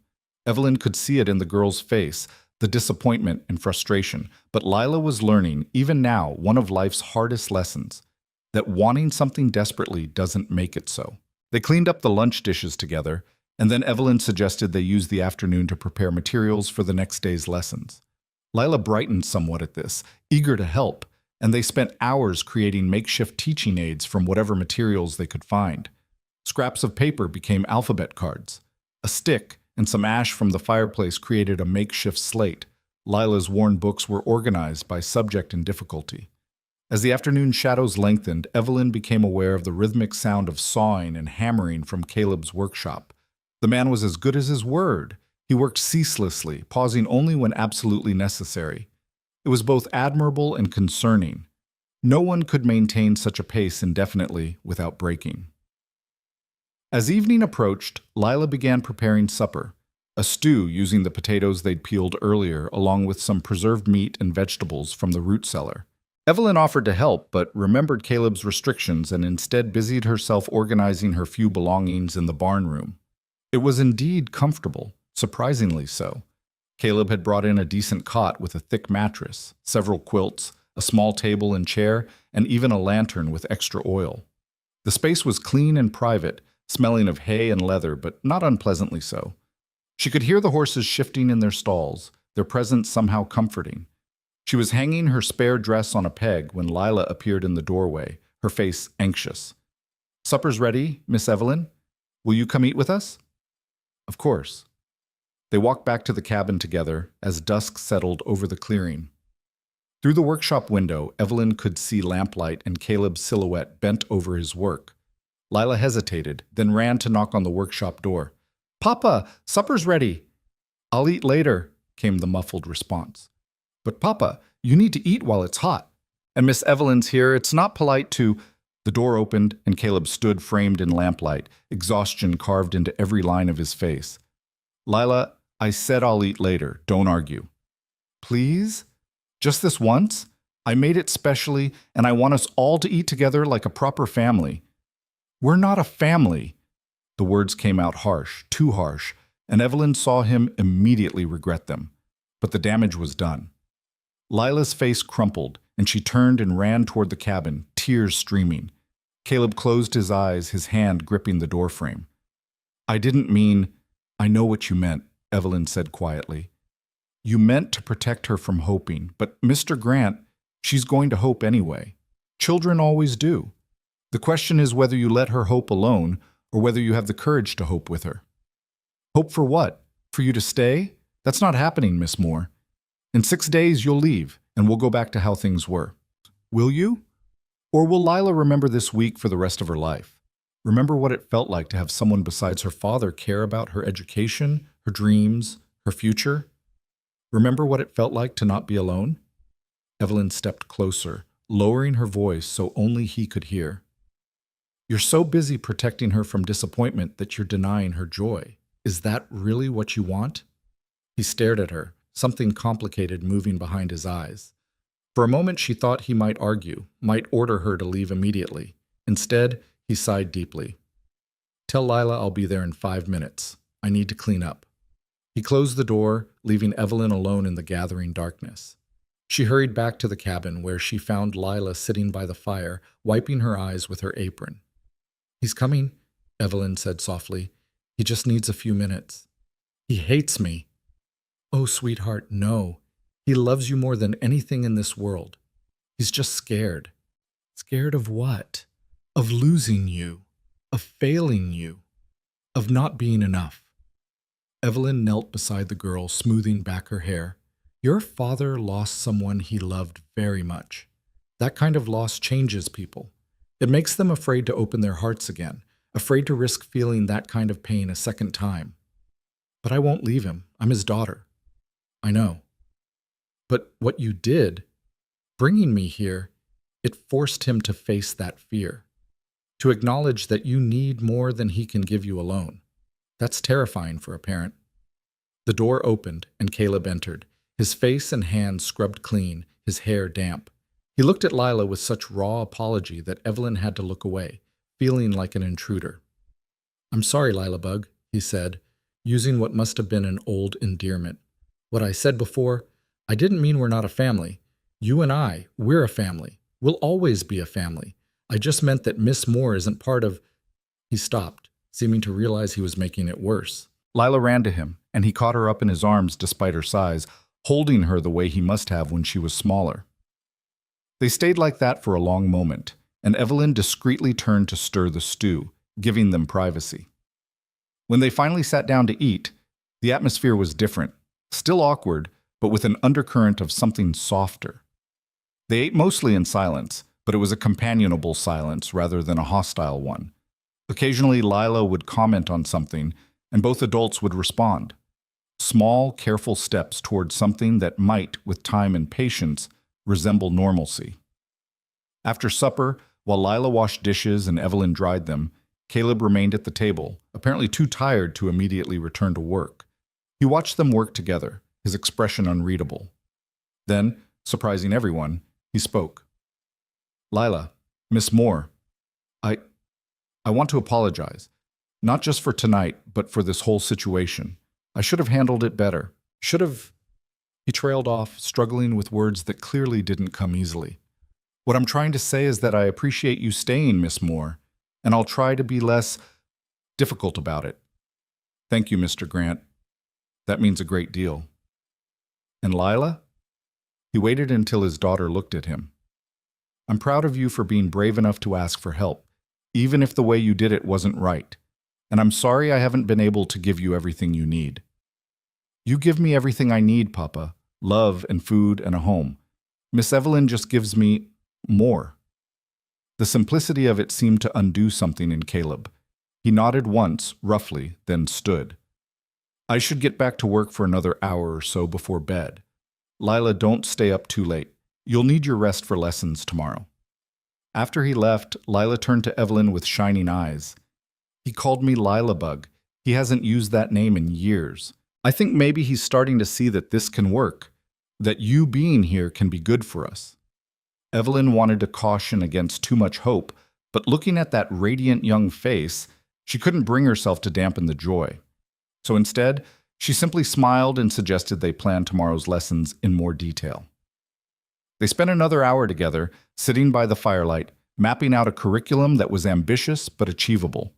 Lila's enthusiasm was infectious, and Evelyn found herself getting excited despite her uncertainty about the future. Teaching was what she loved most, and here was a student who actually wanted to learn. It was more than she'd had in years. Eventually, Lila began yawning, and Evelyn sent her up to the loft to sleep. Alone, she banked the fire and prepared to return to the barn when Caleb entered, his day's work finally done. Miss Moore, I wanted to talk to you. Alone. Evelyn's heart quickened, but she kept her voice steady. Of course. He poured himself a cup of water, drank it slowly, clearly buying time to find the right words. Finally, he said, I need to understand your situation, your real situation. You said you have $17 and no prospects back east. Is that true? Yes. And the teaching position you left, you can't return to it? No, I resigned formally. They've already hired my replacement. Family? Friends who could help you? I'm an orphan, Mr. Grant. My parents died of influenza when I was 19. I have no siblings, no close relatives. The friends I had in Philadelphia were professional acquaintances more than true companions. She met his eyes steadily, refusing to be ashamed of her circumstances. I came west because I had nothing left to hold me east. So yes, when your daughter wrote those letters, I saw them as an opportunity for a new beginning. Perhaps that makes me desperate, or perhaps it makes me brave. I honestly don't know anymore. He studied her for a long moment, and she could see him reassessing, recalculating. So if you leave here after the week is done, what will you do? Find work somewhere, perhaps in Pine Hollow, if there are positions available. I could teach privately, or work in a shop, or, be honest, how long would $17 last you? 2 weeks, perhaps 3 if I'm very careful. And then? I don't know. The admission cost her, but she wouldn't lie. I'd find something, I always have. Caleb was quiet for so long she thought the conversation was over. Then he said, What if I offered you a proposition? Not what Lila's hoping for, don't misunderstand me there, but a practical arrangement that could benefit both of us. Evelyn's pulse raced. I'm listening. Stay for the winter, not as my wife or anything foolish like that, but as Lila's teacher. A proper teacher with a proper salary. I can't pay much, but I could offer room and board plus $10 a month. That's all I can afford, but it would give you a place to stay through the worst weather and give Lila the education she needs. Winter? That's 4 months, roughly. Spring comes late here. He crossed his arms, defensive. It's a practical solution, Miss Moore. You need a place to stay, and Lila needs a teacher. I'm not offering anything more than that. You'd still sleep in the barn, still keep to yourself beyond the teaching hours. This would be a business arrangement, nothing more. And at the end of winter? We reassess. See if the arrangement still makes sense, or if you'd rather move on. He held her gaze, and she saw something in his eyes she hadn't expected. Hope, carefully guarded, but there nonetheless. I know it's not ideal, it's not what you traveled here for, but it's what I can offer, and it's genuine. Evelyn's mind raced through the implications. 4 months. A salary, however modest. Time to teach Lila properly. Time to perhaps help this broken family heal. Time to figure out her own future. It was more than she'd dared hope for when she'd stood alone on that platform yesterday, abandoned and lost. I accept, she said. Caleb exhaled and some of the tension left his shoulders. Good. That's good. We'll keep this between us for now. No need to get Lila's hopes up more than they already are.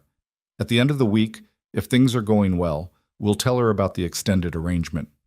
Mr. Grant, Caleb, if you're going to be here for months, you might as well use my given name. When we're alone, at least. Caleb, then. I want you to know that I'll honor the boundaries you've set. I'm not here to disrupt your life or to force myself into places I'm not wanted. I'm here to teach your daughter and earn my keep, that's all. I know. He moved toward the door, then paused. But, Miss Moore, Evelyn, if you do stay, if this arrangement works, try not to become too important to her. Try not to let her love you too much. Because when you eventually leave, as you will, it'll destroy her. And I don't know if I can put her back together again. He left before she could respond, his words hanging in the air like a prophecy or a warning. Evelyn stood alone in the cabin, listening to his footsteps fade toward his workshop, and wondered what she'd just agreed to. 4 months.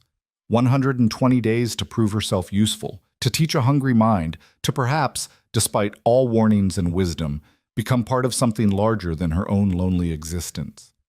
She returned to the barn, to her small room with its comfortable cot and the sound of horses breathing in the darkness. Tomorrow would bring lessons and careful negotiations of boundaries. Tomorrow would test whether a teacher, a carpenter, and a clever child could build something lasting from the fragments of their separate loneliness. But tonight, for the first time since stepping off that train, Evelyn Moore allowed herself to feel something dangerously close to hope. The morning arrived cold and clear, frost glittering on the grass like scattered diamonds. Evelyn woke to the sound of Caleb already at work in his shop, the rhythmic rasp of his saw a steady heartbeat beneath the silence. She dressed quickly in the chilly air, splashed icy water on her face from the basin, and made her way to the cabin where Lila was already awake, sitting at the table with her worn primer open before her. "I've been practicing my letters," the girl announced proudly, showing Evelyn a slate covered in careful script. "I want to be ready for proper lessons." "You're more than ready," Evelyn assured her, genuinely impressed by the girl's dedication. "Now, let's see what you really know." They spent the morning in assessment, and with each passing hour, Evelyn's admiration grew. Lila could read at a level far beyond her years, her comprehension remarkable. Her arithmetic was shakier. Caleb had taught her basic addition and subtraction, but nothing more complex, and her knowledge of history and geography was spotty, gleaned entirely from whatever books had happened to come her way. But her hunger to learn was boundless, her questions insightful, her memory exceptional. By midday, Evelyn had mapped out a comprehensive curriculum that would challenge Lila without overwhelming her. They were deep in discussion about multiplication tables when Caleb appeared for lunch, pausing in the doorway to watch them bent together over the slate. "She's extraordinary," Evelyn told him quietly while Lila was washing her hands. "I've taught girls twice her age with half her ability. She has a genuine gift." Something shifted in Caleb's expression, pride mixed with sadness. "Her mother was clever too. Sarah could figure numbers faster than anyone I knew.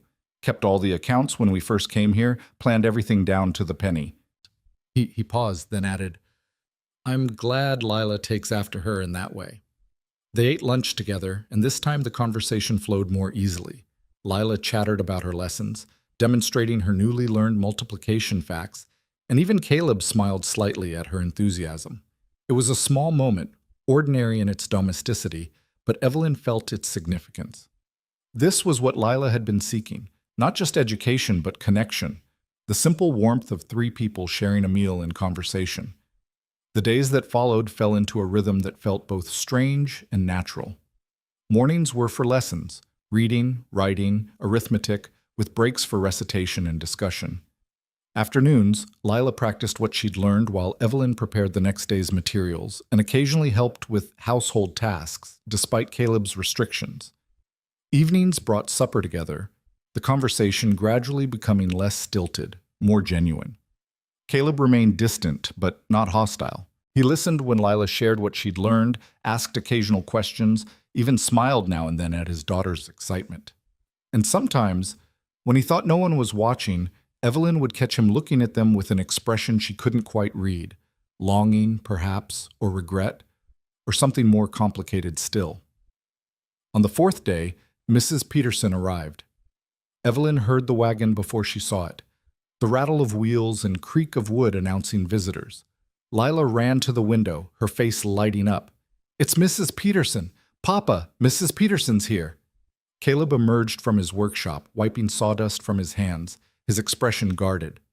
A stout woman in her 50s climbed down from the wagon with surprising agility, her sharp eyes taking in everything, the cabin, the workshop, and especially Evelyn, who'd stepped outside with Lila. "Caleb Grant," Mrs. Peterson called, her voice carrying authority.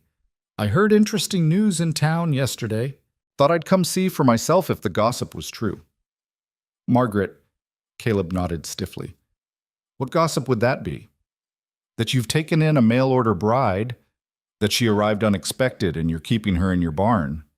Mrs. Peterson's gaze fixed on Evelyn, assessment clear in every line of her weathered face. "You must be Miss Moore." "I am, though I'm not a mail-order bride, precisely. The situation is rather more complicated." "I imagine it is." Mrs. Peterson moved closer, studying Evelyn with the thoroughness of someone accustomed to judging horseflesh and character with equal skill. "You look educated, city-bred. What brings someone like you to the middle of nowhere?" "Mrs. Peterson," Caleb interjected, his tone warning. "Miss Moore is here as Lila's teacher, that's all."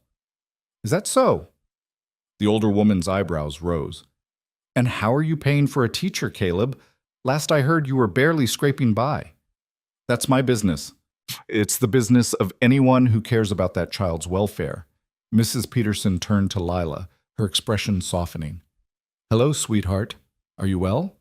Is this woman treating you kindly?" "Oh, yes, Mrs. Peterson. Miss Evelyn is wonderful. She's teaching me so many things, multiplication and geography and the history of Rome and—" "Slow down, child." But Mrs. Peterson was smiling now, the suspicion in her eyes easing slightly. She looked back at Evelyn. "May I see your teaching materials? I'd like to understand what you're offering this girl." "Of course." Evelyn led her into the cabin, spreading out the makeshift slate, the organized books, the carefully written lesson plans. Mrs. Peterson examined everything with meticulous attention, occasionally asking questions about methodology or curriculum. Finally, she nodded. "You know your business, Miss Moore. I'll grant you that. But I need to understand your intentions here. Pine Hollow may be small, but we look after our own. If you're here to take advantage of Caleb's situation or to harm that little girl in any way, I would never harm Lila. I'm here because she needs an education, and I'm qualified to provide one. That's the extent of my intentions." "And the extent of Caleb's intentions? Forgive my bluntness, but a young woman living on a widower's property, teaching his daughter, people will talk. Are you engaged to be married?" "No." "Planning to be?" "No.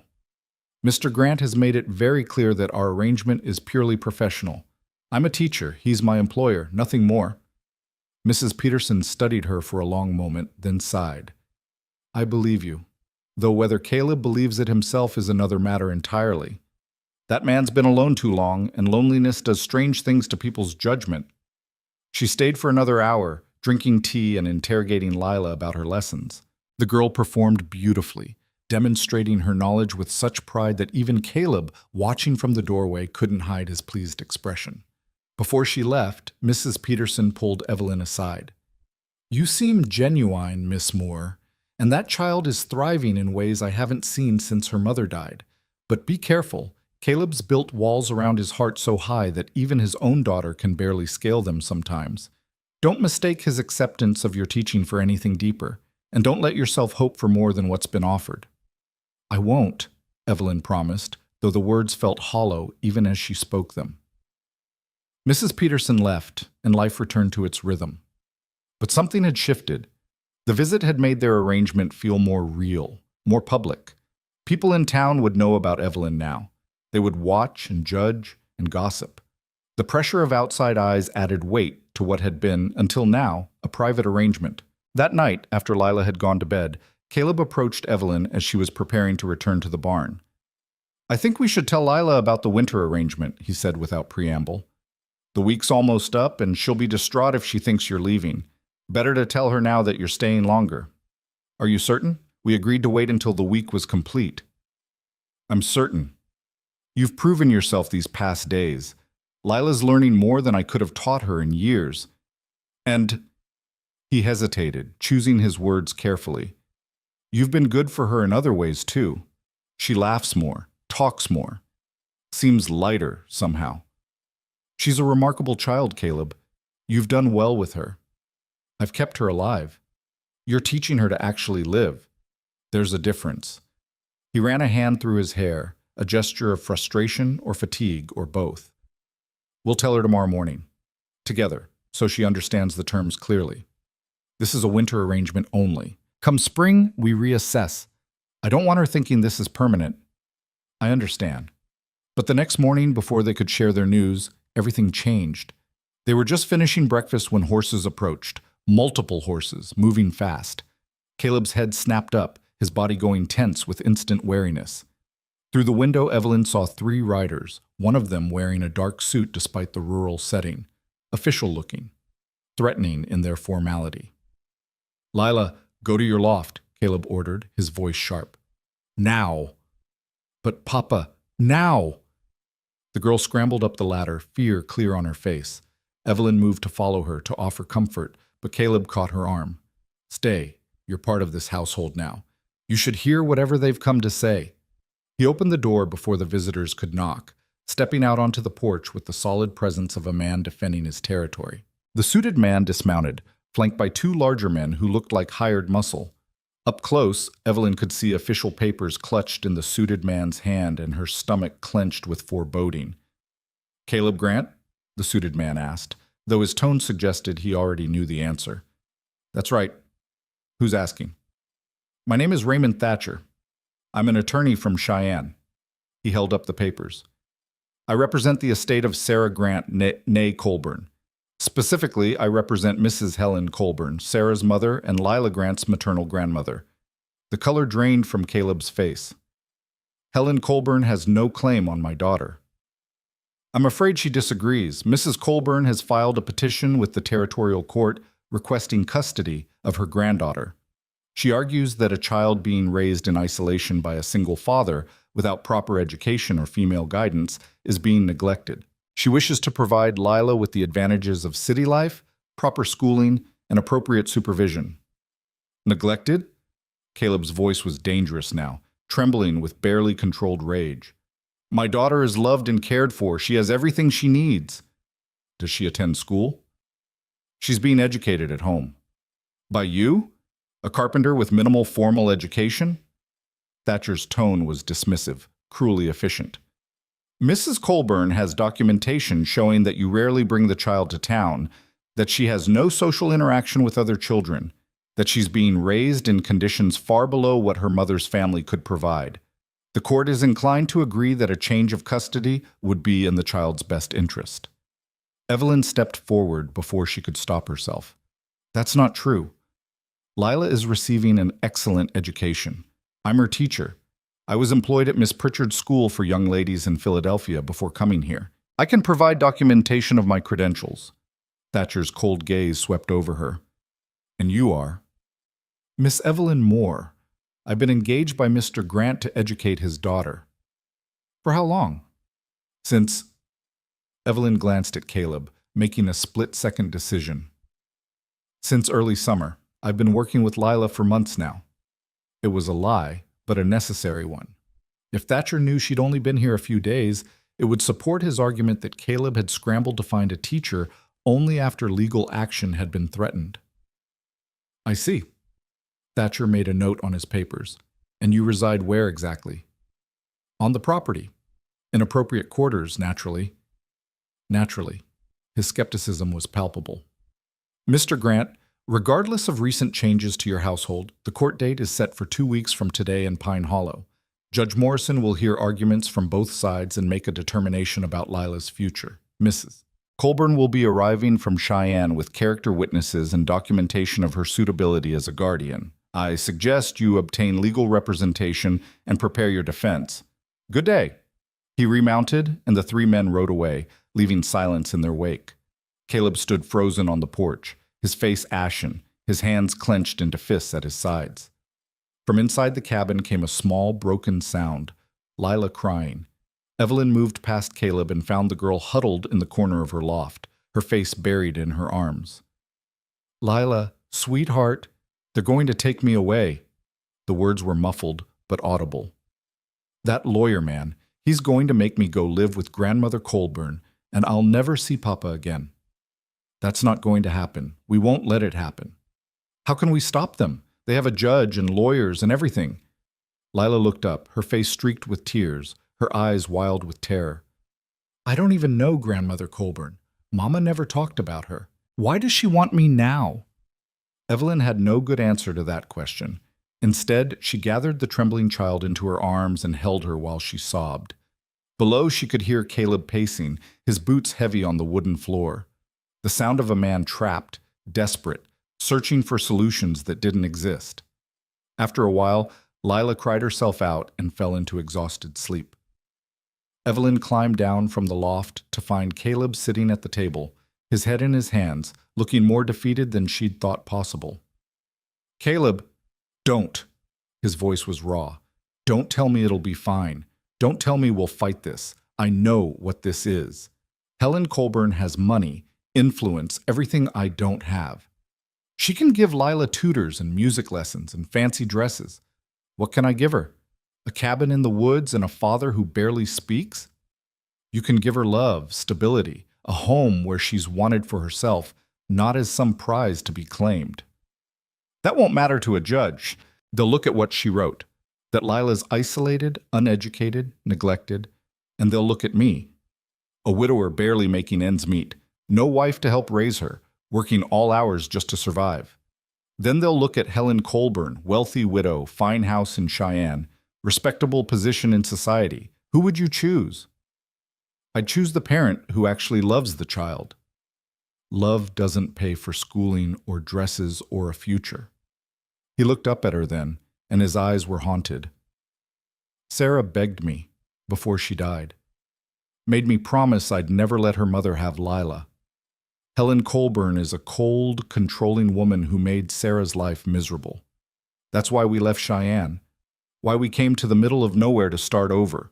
Sarah wanted our daughter raised free, not shaped into some society ornament, and now I'm going to break that promise because I'm not enough to keep her safe. You are enough, and you're not alone in this fight. Evelyn sat down across from him, forcing him to meet her eyes. Tell me about Helen Colburn. Why didn't she fight for custody before now? She didn't know Lila existed. Sarah and I eloped against her mother's wishes. She'd wanted Sarah to marry some wealthy merchant. When Sarah wrote telling her we were married and expecting, Helen sent back a letter disowning her, said she had no daughter anymore. So we never contacted her again, even after Sarah died. I thought... His voice broke. I thought she didn't care. Then something changed. Something made her decide to pursue custody now, after 7 years of absence. I don't know what. Unless... Caleb frowned, thinking. Unless someone from Pine Hollow wrote to her, told her about our situation, maybe thinking they were helping. Who would do that? I don't know. But whoever it was, they've destroyed us. How do I fight this, Evelyn? I can't afford a lawyer. I don't know anyone with influence who'd speak for me. And even if I could prove Lila's being educated now, they'll say it's too little, too late. Evelyn's mind raced, sorting through possibilities, searching for strategies. She'd grown up watching her father, a lawyer, prepare cases, argue before judges, build defenses from fragments of truth and procedure. The knowledge was old, maybe unreliable, but it was all they had. The court date is in 2 weeks. That gives us time to build a case. First, we document everything about Lila's education, her progress, her curriculum, her advanced abilities. We show that she's not neglected, but thriving. Second, we find character witnesses who'll testify to your fitness as a father. Third, we research Helen Colburn's background, find any weakness in her claim that we can exploit. That's a lot to do in 2 weeks. Then we better start now. She stood, pacing, her teacher's mind organizing information into manageable pieces. Mrs. Peterson, would she testify for you? Maybe. She's known us since we arrived, seen how I've raised Lila. Sheriff Turner? Possibly. He's never had cause to question my parenting. Who else? Who in town knows you well enough to speak to your character? Caleb listed several names. The owner of the general store where he sold his furniture, the minister who'd buried Sarah, a few customers who'd commissioned large pieces and had visited the property. It wasn't much, but it was something. And we need to show the court that Lila has stability here. Not just education, but a proper home environment with appropriate female guidance. Evelyn paused, an idea forming. What if we told them we're engaged? What? Not truly engaged, but if we presented ourselves as planning to marry, it would address their concerns about you raising a daughter alone. It would show that Lila has a maternal figure in her life, that there's stability and respectability in her home situation. Caleb stared at her as if she'd suggested something obscene. You want us to lie to a court? I want us to present the best possible case for keeping Lila with her father. And the truth is, I am here providing maternal guidance and education. The only difference between our actual situation and an engagement is a future promise of marriage. We don't have to actually marry. We just need to convince the judge that we're planning to. And after the hearing? When people expect a wedding that never happens? We'll deal with that when the time comes. Right now, we focus on keeping Lila safe. Caleb was silent for a long time, wrestling with the proposition. Finally, he said, I won't ask you to perjure yourself for us. This is my battle, my failure. You've already done more than anyone had a right to expect. This stopped being just your battle the moment Lila grabbed me in that clearing and begged me not to leave. I care about that child, Caleb. I won't stand by and watch her be taken from the only home she's ever known. Why? The question was raw, vulnerable. Why do you care so much? You barely know us. Because I understand what it feels like to be taken from everything you know and love. My parents died when I was 19, and suddenly I had nothing. No home, no family, no anchor in the world. I survived, but I remember the terror of it. And I won't let Lila experience that if there's anything I can do to prevent it. Something shifted in Caleb's expression. Gratitude, perhaps, or the beginning of trust. If we do this, if we claim to be engaged, it has to be convincing. Judges aren't fools. They'll ask questions, look for inconsistencies.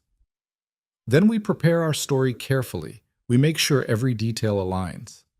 Evelyn sat back down, pulling paper toward her. When did we meet? When did you propose? What are our plans for the future? We need answers to all of it. They spent the next hour constructing their fiction, building a courtship that never happened, creating a future they had no intention of pursuing. It felt dishonest and desperate and necessary all at once. By the time they finished, the story was plausible. Caleb had advertised for a teacher, Evelyn had responded, they'd corresponded for months before she arrived. Upon her arrival, they'd discovered a connection deeper than employer and employee. A proposal had followed, quiet and simple, suitable for two practical people building a life together. It sounds almost real when you tell it like that, Caleb said quietly. The best lies always contain elements of truth. A sound from the loft reminded them that Lila was still there, still listening, still absorbing everything. Caleb called up to her. Lila Bug, come down here. We need to talk. The girl climbed down slowly, her eyes red-rimmed and swollen. She looked between them with such fragile hope that Evelyn's heart ached. Are you really going to pretend to be engaged? Lila asked. I heard everything. We're considering it, Caleb said carefully. But only if you understand what it means. It would be pretend, Lila, for the judge to help us keep you here. It wouldn't be real. But it could become real. Lila's voice was small but insistent. Couldn't it? If you pretended long enough, maybe you'd stop pretending and start meaning it. Lila, that's not... I know it's not guaranteed, Papa. I'm not stupid, but it could happen. And even if it doesn't, even if it's pretend forever, at least I get to stay with you. At least I don't have to go live with a grandmother who never wanted Mama and probably doesn't really want me either. The blunt wisdom of children. Evelyn exchanged a glance with Caleb and saw her own thoughts reflected in his eyes. How did they explain to a 7-year-old the complexities of adult deception, the dangers of false hope, the probability of future heartbreak? "We'll do what we must to keep you safe," Caleb said finally. "But Lila, you have to promise me something. You have to promise you won't build dreams on top of our pretending. Miss Evelyn is helping us because she's kind, not because she wants to be your mother or my wife. When this is over, things might go back to how they were before. You need to be prepared for that." "I promise I'll try." It was the best Lila could offer, and they all knew it was probably a lie. But what choice did they have? The days that followed were a whirlwind of preparation. Evelyn worked with Lila for hours each day, documenting every lesson, every advancement, creating a portfolio of work that would demonstrate exceptional progress. Caleb rode to town and spoke with potential witnesses, coming back each evening with reports. Some people willing to testify, others hesitant to get involved in legal matters, a few outright refusing. Sheriff Turner agreed to speak on Caleb's behalf, attesting to his character and his care of Lila. Mrs. Peterson not only agreed, but offered to help coordinate other witnesses. The minister who'd conducted Sarah's funeral was elderly and frail, but promised to write a letter if he couldn't attend in person. But there were setbacks too. The general store owner, though sympathetic, feared antagonizing influential customers from Cheyenne. One of Caleb's best customers, a rancher named Morrison, turned out to be related to the judge and refused to get involved. Each rejection felt like another nail in their case's coffin. 6 days before the hearing, Caleb received a letter. It came by special courier, expensive paper with elegant script, and Evelyn knew before he opened it that it was from Helen Colburn. Caleb read it in silence, his face growing darker with each line. Finally, he handed it to Evelyn without comment. The letter was coldly formal, addressing Caleb as Mr. Grant rather than by his first name, referring to Lila as my granddaughter and Sarah's daughter, but never by name. It outlined Mrs. Colburn's intentions: to provide Lila with every advantage, to honor Sarah's memory by giving her daughter the refined upbringing Sarah herself had received, to correct the mistakes of a hasty marriage and isolated life. It was perfectly worded, carefully constructed to sound generous while being fundamentally cruel. "She never mentions Sarah wanting to be free of her," Evelyn observed. "Never acknowledges that her daughter chose to leave, chose this life with you. Because in Helen's mind, Sarah didn't choose. I took her away, corrupted her, led her astray." That's what she believed then, and that's what she believes now. Caleb took the letter back, staring at it as if it might burst into flames. "She writes about honoring Sarah's memory, but she disowned Sarah while she was alive. Now that Sarah's gone and can't fight back, suddenly Helen wants to claim her legacy. We'll use that. We'll show the judge that Mrs. Colburn's claim is about control and pride, not love." "Will we?" Because from where I'm standing, her argument sounds pretty compelling. She can give Lila everything I can't: education, society, opportunity. What father wouldn't want that for his daughter? A father who knows his daughter would rather have love than opportunity. A father who understands that a gilded cage is still a cage. But Evelyn could hear the doubt creeping into Caleb's voice, see the despair settling over him like fog. Each day brought them closer to the hearing, and each day seemed to reveal new obstacles, new weaknesses in their position. 3 days before the hearing, Lila disappeared. Evelyn discovered her absence during morning lessons. When the girl didn't appear at her usual time, Evelyn assumed she was still sleeping and went to wake her. The loft was empty, Lila's few belongings undisturbed, but the child herself gone. A quick search of the cabin revealed nothing. "Caleb!" Evelyn ran to the workshop, her heart hammering. "Lila's not here. She's not in the cabin or the barn. I can't find her anywhere." The color drained from his face. He dropped his tools immediately, already moving toward the house. "Did you check the creek? She likes to play there sometimes." They searched together, calling Lila's name, their voices growing more desperate with each unanswered cry. The creek yielded nothing. The barn, the smokehouse, the root cellar, all empty. It was as if the child had simply vanished into the morning mist. She ran away. Caleb's voice was hollow. She's so scared of being taken that she ran away. We'll find her. She can't have gone far. She's 8 years old and on foot. You don't know these woods. A child could get lost 20 feet from home and wander for days. And with winter coming, if she's out there overnight... He couldn't finish the thought. They organized a search, Caleb taking the northern woods while Evelyn searched south toward town. Hours passed, the sun climbing higher, the temperature rising but not enough to ward off the chill of fear. Evelyn called Lila's name until her throat was raw, pushed through brush that tore at her skirts, followed every trail and game path she could find. It was Sheriff Turner riding out to check on them, who found her. He brought her back draped across his saddle, not unconscious but eerily quiet, wrapped in his coat.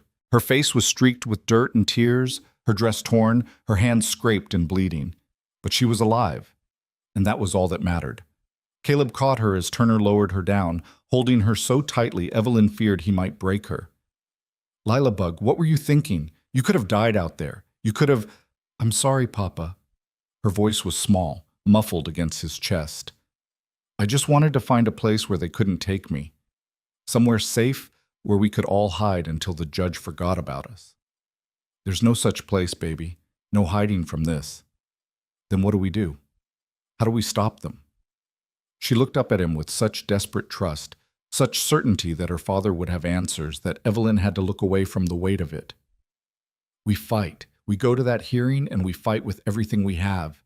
And if that's not enough," his voice broke. "If that's not enough, then at least we'll know we tried." Sheriff Turner dismounted, his expression grave. "Caleb, I need to talk to you, privately." They moved away, speaking in low tones, while Evelyn took Lila inside to clean her wounds and change her clothes. The girl was quiet now, all the fire drained out of her, replaced with a resigned sort of sadness that was infinitely worse. "I heard them talking, you and Papa," Lila said as Evelyn washed the scratches on her hands. "About pretending to be engaged, about building a case. But what if it's not enough? What if the judge decides I have to go anyway? Then we'll appeal. We'll find another way. There won't be time. Once they take me, I'll be in Cheyenne. Papa won't be able to afford to come get me, and Grandmother Colburn will make sure I forget about him, forget about this place, forget about everything I love." Tears spilled down her cheeks again. "I don't want to forget, Miss Evelyn. I don't want to be someone different. I want to stay me, stay here, stay with Papa and you and everything that matters." Evelyn gathered the child close, holding her while she cried, making promises she had no right to make. "You won't forget. No matter what happens, you'll always remember who you are and where you came from. I swear it." When Caleb returned, his face was set in grim lines. Turner brought news. Helen Colburn arrived in Pine Hollow this morning. She's staying at the hotel, and she brought a lawyer from Cheyenne plus 3 character witnesses. She's also requesting that Lila be brought to her at the hotel for a formal meeting before the hearing. "No." The word came out sharper than Evelyn intended. "Absolutely not. She gave up her right to access when she disowned Sarah. She doesn't get to see Lila until the judge rules. Turner agrees with you, and he'll inform Mrs. Colburn of that decision, but it means we're making an enemy of her before the hearing even starts. Better an enemy who respects our boundaries than a friend who tramples them." That night, none of them slept well. Lila tossed and cried out in her dreams, calling for her father. Caleb sat by the fire through the dark hours, staring into the flames. And Evelyn lay in her barn room, listening to the horses breathe and wondering if 2 weeks ago, when she'd stepped off that train full of hope and expectation, she could have imagined ending up here, entangled in a desperate legal battle for a child who wasn't hers, preparing to lie under oath for a man she barely knew, willing to risk everything for a family she'd had no part in building. The answer, she knew, was no. But somehow, impossibly, this had become her fight too. And she would see it through to whatever end awaited them. Dawn broke cold and merciless on the day of the hearing. Evelyn woke before first light, her stomach churning with anxiety, and dressed in her finest remaining outfit, the dark blue traveling suit she'd worn the day she arrived. It felt like a lifetime ago, that moment on the platform when she'd stood alone and unwanted. Now she was preparing to stand before a judge, and fight for a family that wasn't hers, but somehow had become everything. In the cabin, Caleb was already awake, wearing his only good suit, the one he'd been married in, judging by how carefully he handled it, as if touching fabric that held memories too precious to disturb. He'd shaved and combed his hair, looking almost civilized despite the exhaustion shadowing his eyes. Lila sat at the table in a dress Mrs. Peterson had brought over the day before. Cream-colored cotton with lace at the collar, far finer than anything else the girl owned. She looked small and fragile in it, like a doll dressed up for display, and Evelyn's heart clenched at the sight. "Come here, sweetheart," Evelyn said softly. "Let me fix your hair." She braided Lila's long brown hair with care, weaving in a ribbon that matched the dress, trying to keep her hands steady despite their trembling. Lila sat perfectly still, her face solemn, looking far older than her 8 years. "Miss Evelyn?" The girl's voice was barely above a whisper. "What happens if we lose?" Evelyn's hands paused mid-braid. She glanced at Caleb, who'd stopped buttoning his vest to listen. The question hung between them, terrible in its simplicity. "We won't lose," Evelyn said, but the words felt hollow. "But what if we do? Will I ever see you and Papa again?" Caleb crossed the room and knelt before his daughter, taking her small hands in his work-roughened ones. "Lilabug, listen to me. No matter what happens today, I am your father. That doesn't change. Courts can't change that, judges can't change that, and Helen Colburn certainly can't change that. If the worst happens, I will find a way to see you. I will never stop fighting to bring you home. Do you understand? But what if she makes me forget you? What if she turns me into someone different, someone who doesn't want to come home? That's impossible." He cupped her face, his eyes fierce with certainty. "You know why? Because you're Sarah's daughter as much as mine. You have her strength, her stubbornness, her fire. Your grandmother tried to control Sarah, tried to make her into something she wasn't, and Sarah fought back. She chose her own path, chose me, chose this life. You have that same courage in you. No one can take that away." Lila threw her arms around her father's neck, and he held her for a long moment while Evelyn finished the braid through blurred vision, blinking hard against the tears that threatened to fall. They ate a silent breakfast none of them wanted, then loaded into the wagon Caleb had borrowed from the Petersons. The ride to town felt both endless and too short. Every turn of the wheels brought them closer to a moment that would determine their entire future, and Evelyn found herself memorizing details: the way morning light filtered through the pines, the sound of Lila's quiet breathing beside her, the set of Caleb's shoulders as he drove, tense with the weight of what was coming. Pine Hollow's courthouse was a modest building near the center of town, its white paint fresh, its steps swept clean. A small crowd had already gathered, curious townspeople drawn by gossip, a few who'd come to support Caleb, others who'd come to see the drama unfold. Evelyn spotted Mrs. Peterson near the door, flanked by 2 other ranch wives. Sheriff Turner stood on the steps, his presence official and reassuring, and there, standing apart from everyone else, was Helen Colburn. Evelyn recognized her immediately, though they'd never met. She was a tall woman in her 60s, dressed in expensive black silk that spoke of wealth and mourning, both. Her face was handsome rather than beautiful, all sharp angles and aristocratic bones, her mouth set in a line of perpetual disapproval.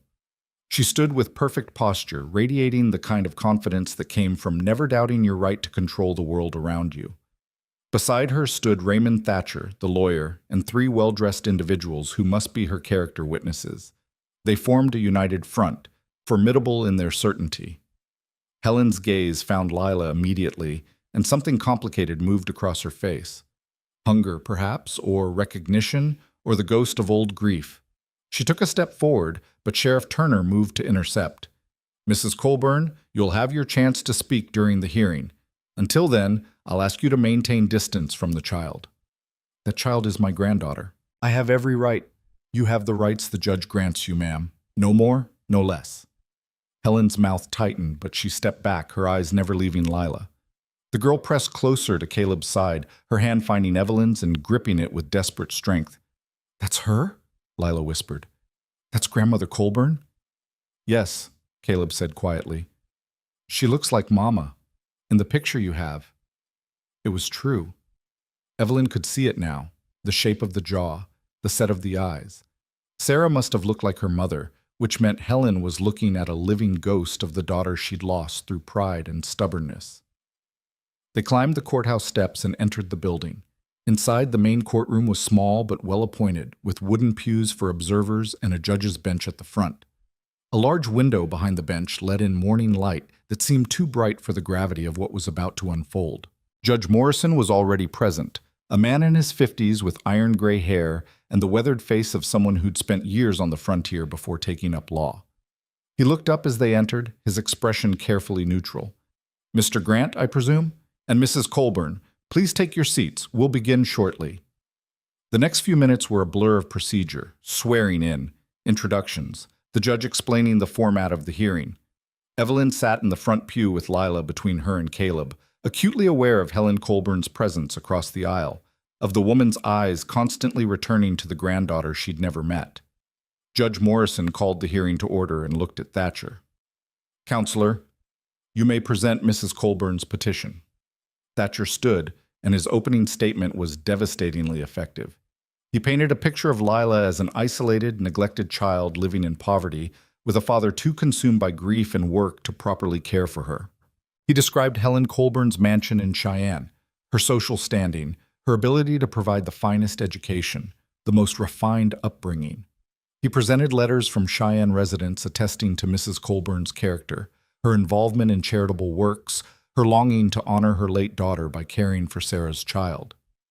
"Mrs. Colburn doesn't seek to replace Mr. Grant as Lila's parent," Thatcher concluded.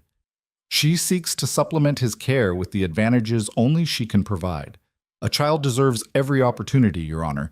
Mrs. Colburn can offer opportunities Mr. Grant, through no fault of his own, simply cannot match." It was perfectly done, reasonable and compassionate in tone, while being fundamentally ruthless in intent. Evelyn watched Caleb's hands clench on his knees, saw the despair creeping across his face. Judge Morrison turned to Caleb. "Mr. Grant, as you have no legal representation, you may speak for yourself. What is your response to Mrs. Colburn's petition?" Caleb stood, and for a moment Evelyn feared he might simply concede defeat. He looked at Lila, then at the judge, and when he spoke, his voice was rough but steady. "Your Honor, I won't pretend I can give my daughter everything Mrs. Colburn can. I'm not wealthy. I work with my hands, live simply, and raise Lila in a cabin 3 miles from town. But she is loved. She is wanted. She is cherished every single day of her life. Her mother died bringing her into this world, and with her last breath, Sarah made me promise I'd keep our daughter safe from the kind of control she herself escaped. Mrs. Colburn disowned Sarah for choosing me, for choosing freedom over society. Now she wants to claim the child she never acknowledged while Sarah was alive. That's not love, Your Honor. That's possession." "You claim the child is loved," Judge Morrison said. "Yet Mr. Thatcher's investigation suggests she receives no formal education, has no contact with other children, and lives in isolation that some might consider harmful to her development." "Those things were true," Caleb admitted. "Until recently, but circumstances have changed." He gestured to Evelyn. "This is Miss Evelyn Moore, my fiancée and Lila's teacher. She's been providing my daughter with an exceptional education for the past several months." The lie came smoothly, and Evelyn stood to support it, moving to Caleb's side with what she hoped looked like natural affection. "Miss Moore," the judge said, studying her, "you are a teacher by profession?" "Yes, Your Honor. I was employed at Miss Pritchard's School for Young Ladies in Philadelphia for 6 years before coming west." She'd prepared for this, had her credentials ready. "I can provide documentation of my qualifications and examples of Lila's work if you'd like to examine them." "I would indeed." Evelyn presented the portfolio they'd assembled, samples of Lila's writing, her arithmetic work, her drawings for geography lessons, her essays on history. The judge examined each page carefully while the courtroom waited in tense silence. "This is impressive work," he admitted, "particularly for a child of 8. Miss Moore, how long have you been working with Lila?" Here was the dangerous moment, the lie they had to maintain. "Since early summer, Your Honor, Mr. Grant and I corresponded for some time before I traveled west. Once I arrived and began teaching Lila, we discovered our connection went beyond a professional arrangement. How convenient, Thatcher interjected. A teacher appears precisely when Mr. Grant faces legal action regarding his daughter's education. Your Honor, I submit that this is a transparent attempt to address neglect only after being caught. Miss Moore arrived months before any legal action was initiated, Caleb said sharply. We had no knowledge of Mrs. Colburn's intentions until 2 weeks ago. Can you prove Miss Moore's presence before then? Do you have witnesses who can attest to seeing her at your property prior to the legal notice? The question hung like a blade. They had no such witnesses because Evelyn had only been there 2 weeks. But before the silence could damn them, Mrs. Peterson stood in the gallery. I can attest to it, Your Honor. Every head turned toward her. The judge raised his eyebrows. Mrs. Margaret Peterson, is it? You're willing to testify? I am. I visited the Grant property regularly over the years, bringing supplies and checking on Lila. I first met Miss Moore in July when I stopped by and found her teaching Lila mathematics on the porch. We had a pleasant conversation about education methods, and I've seen her there on multiple occasions since. It was a blatant lie, told with such calm certainty that even Evelyn almost believed it. Mrs. Peterson's eyes met hers briefly, and Evelyn saw the fierce determination there. This woman would perjure herself to protect a child she cared about. Thatcher looked furious but couldn't directly challenge a witness's testimony without evidence. Even accepting Miss Moore's presence, he said tightly, the question remains whether Mr. Grant can provide appropriate guidance for a young girl. A child needs a mother's influence, stable female companionship. Which she'll have, Caleb interrupted. Miss Moore and I are engaged to be married. She'll be Lila's stepmother. When is this wedding planned? Spring, Evelyn said smoothly. After the winter weather passes. We're practical people, Your Honor. A winter wedding in Wyoming territory would be difficult for guests to attend. Judge Morrison leaned back, considering. Miss Moore, this is a serious undertaking. You're prepared to marry Mr. Grant and assume responsibility for his daughter? I am, Your Honor. I've come to love both of them dearly. The words weren't entirely false. She did care about them, had come to care more than she'd expected. The emotion in her voice was real, even if the engagement wasn't. And you, Mr. Grant, you're prepared to marry Miss Moore. Caleb looked at Evelyn, and something passed between them. An acknowledgement of the lie they were building, but also something deeper, something unspoken. Yes, Your Honor. Evelyn is everything I could want for myself and for my daughter. The judge made notes, his expression unreadable. Then he turned to Helen Colburn. Mrs. Colburn, do you wish to address the court? The older woman stood with regal composure. When she spoke, her voice was cultured, controlled, devastating in its reasonableness. Your Honor, I bear no ill will toward Mr. Grant.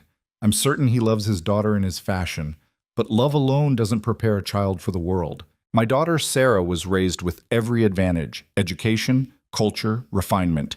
She knew music and literature, spoke French, moved with grace in society. Those weren't frivolous accomplishments. They were tools that would have opened every door, ensured her success regardless of her circumstances. When she chose to abandon those advantages for a carpenter's cabin in the wilderness, I was devastated. I expressed my disapproval harshly, and I regret that. But I never stopped loving my daughter, and I never stopped hoping she'd come to her senses. She paused, and genuine emotion cracked through her composure. Sarah died before we could reconcile. I've lived with that grief for 8 years, but I have a chance now to honor her memory by ensuring her daughter doesn't suffer the same limitations Sarah chose to impose on herself. Lila deserves to know the world beyond these woods. She deserves to develop her obvious intelligence in the finest schools, to learn grace and culture, to have every opportunity I gave Sarah. Keeping her here, however much she's loved, is a form of imprisonment. It was powerfully said, and Evelyn could see it landing with the judge. Helen Colburn wasn't a villain. She was a mother who'd lost her daughter and genuinely believed she was fighting for her granddaughter's best interests. That made her far more dangerous than simple malice would have been. Your Honor, Evelyn said before she could stop herself. May I speak? Judge Morrison looked surprised but nodded. Briefly, Miss Moore. Mrs. Colburn speaks of opportunities and advantages, and I don't doubt she could provide them. But there's one thing she hasn't mentioned: what Lila wants. That child has a voice, has preferences, has feelings about her own future. Shouldn't those be considered? Miss Moore, an 8-year-old child lacks the maturity to make such decisions. That's why adults make them for her. But surely her feelings should weigh in the balance. If she's terrified of leaving her father, miserable at the thought of being taken from her home, doesn't that matter? Of course it matters, but children often resist what's best for them. They prefer candy to vegetables, play to study. We don't let children dictate their own upbringing. This isn't about candy versus vegetables, Your Honor. This is about taking a child from the only parent she's ever known and giving her to a stranger who disowned her mother.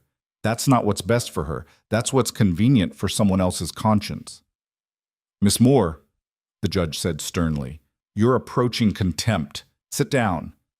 Evelyn sat, her heart hammering, knowing she'd gone too far but unable to regret it. Beside her, Lila was crying silently, tears streaming down her face, and Caleb had his arm around her shoulders, holding her together. The judge called several witnesses. Sheriff Turner testified to Caleb's character, describing him as hardworking and devoted to his daughter. Mrs. Peterson spoke about Lila's care and happiness. The general store owner confirmed that Caleb always paid his debts and conducted himself honorably. But Thatcher countered with his own witnesses. A banker from Cheyenne who described Helen Colburn's substantial wealth and charitable works. A headmistress from a prestigious girls' school who spoke about the education Lila could receive there. A doctor who testified that raising a child in isolation could cause psychological harm. By midday, the testimony was complete. Judge Morrison announced he would take a short recess to consider the evidence before rendering his decision. The courtroom emptied into the corridor, people clustering in nervous groups. Caleb stood apart with Lila, the girl pressed against his side, both of them silent. Evelyn joined them, and they formed a small circle of shared dread. Whatever happens, Caleb said quietly, speaking to both of them, I need you to know I'm grateful. Evelyn, you've sacrificed your reputation, possibly opened yourself to legal consequences, all for a child who isn't yours. I'll never forget that. And Lila, his voice broke. Lila Bug, you are the best thing I've ever done, the only thing that matters. No judge can change that. Papa, I don't want to go. Please don't let them take me. Please. I'm trying, baby. I promise I'm trying. Across the corridor, Helen Colburn stood with her entourage, occasionally glancing their way with an expression Evelyn couldn't quite read. Finally, the older woman approached, her steps careful, controlled. Mr. Grant, she said formally, might I have a word? I don't think that's appropriate, Mrs. Colburn. Please, just a moment, in private. Caleb looked at Evelyn, who nodded slightly. He followed Helen to a quiet corner, leaving Evelyn with Lila. They watched the conversation from a distance, saw Helen speaking, Caleb listening with increasing anger, then Helen saying something that made him go very still. The discussion lasted perhaps 5 minutes before Caleb returned, his face ashen. What did she say? Evelyn asked. She offered me money, $10,000 to voluntarily surrender custody. She said I could use it to expand my business, secure my own future. Said it would be cleaner than forcing the judge to rule, kinder to Lila than a public rejection of my fitness as a father. His hands were shaking. She actually thought I might take it, thought I could be bought. What did you tell her? That I'd burn in hell before I sold my daughter. A clerk appeared, announcing the judge was ready to deliver his decision. They filed back into the courtroom, taking their seats, and the weight of anticipation was almost unbearable. Judge Morrison entered, holding a single sheet of paper, his face grave. I've given this matter careful consideration, he began. Both parties present compelling arguments. Mrs. Colburn can indeed provide advantages Mr. Grant cannot match. However, Mr. Grant demonstrates genuine love and commitment to his daughter, and recent improvements to Lila's circumstances, particularly regarding her education, show his willingness to adapt and meet her needs. He paused, and in that silence, Evelyn felt the future balance on a knife's edge. The question before me is not which parent can provide the most advantageous circumstances, but which can provide the best home. Those are not always the same thing. After careful consideration, I find that the courtroom door burst open. Everyone turned as a small figure ran down the aisle. Lila, who'd somehow slipped away from Caleb's side. She ran straight to the judge's bench, her voice ringing clear despite her tears. "Your Honor, please, please listen to me. I know I'm just a child, and you said children don't get to choose, but this is my life, and I should have some say in it, shouldn't I? I don't want to go to Cheyenne. I don't want to live with Grandmother Colburn. I know she can give me nice dresses and fancy schools, but I don't care about those things. I care about Papa. I care about Miss Evelyn. I care about our cabin and our woods and everything that's mine, really mine, not just things someone else thinks I should want." "Young lady," the judge began, but Lila continued, the words pouring out in a desperate flood. "Papa said Mama chose him even though Grandmother Colburn didn't approve. Mama chose love over advantages. If you take me away from Papa, you're saying Mama's choice was wrong. You're saying love doesn't matter as much as money and education and all those other things, but it does matter.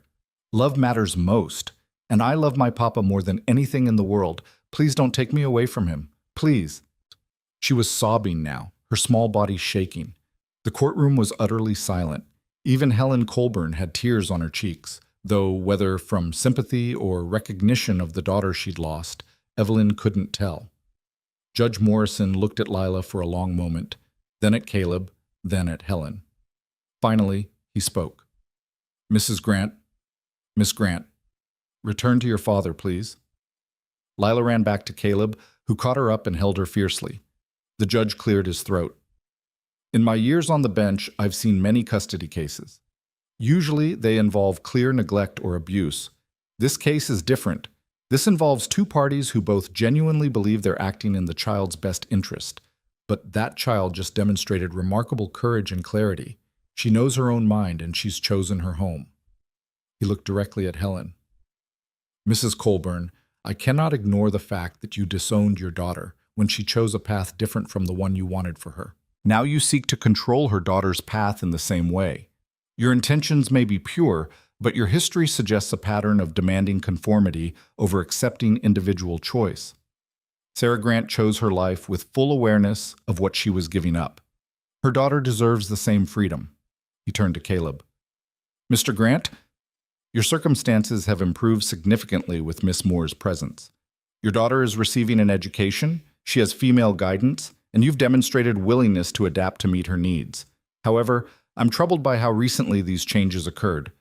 I question whether they're genuine or merely convenient responses to legal pressure." Evelyn's heart sank. He was going to rule against them despite everything. "Therefore," the judge continued, "I'm issuing a conditional ruling. Custody remains with Mr. Grant, but with stipulations. First, Lila's education must continue at the current level or improve. I want quarterly reports from Miss Moore or another qualified teacher. Second, Mrs. Colburn is granted visitation rights. 2 weeks each summer in Cheyenne to be arranged at mutually agreeable times. This allows Lila to know her grandmother while maintaining her primary home with her father. Third, Mr. Grant and Miss Moore must actually marry within 6 months. If this engagement is merely a convenient fiction to win this case, I'll revisit custody immediately." He struck his gavel. "This hearing is adjourned." The courtroom erupted in whispers. Caleb sat frozen, Lila still in his arms, clearly trying to process what had just happened. They'd won, but at a price. They had to actually get married now, had to make their lie into truth, or lose everything. Helen Colburn stood, her composure shattered, and left the courtroom without a word, her lawyer and witnesses following. Mrs. Peterson hurried over, embracing Lila, murmuring congratulations. Sheriff Turner shook Caleb's hand, relief obvious on his weathered face. But Evelyn could only stare at the judge's bench, at the man who'd just declared she must marry Caleb Grant within 6 months or risk destroying the family she'd fought so hard to protect. Outside the courthouse, the afternoon sun was too bright, too cheerful for the complicated victory they'd achieved. Caleb set Lila down, and the girl immediately threw her arms around Evelyn. "We won! We won! I get to stay!" "Yes, sweetheart, you get to stay. And you're going to marry Papa and be my real mother, not just my pretend one." Evelyn looked over Lila's head at Caleb, who stood silent, his expression unreadable. They'd fought together, lied together, built a case together, but neither had agreed to actually spend their lives together. The engagement had been strategy, not romance.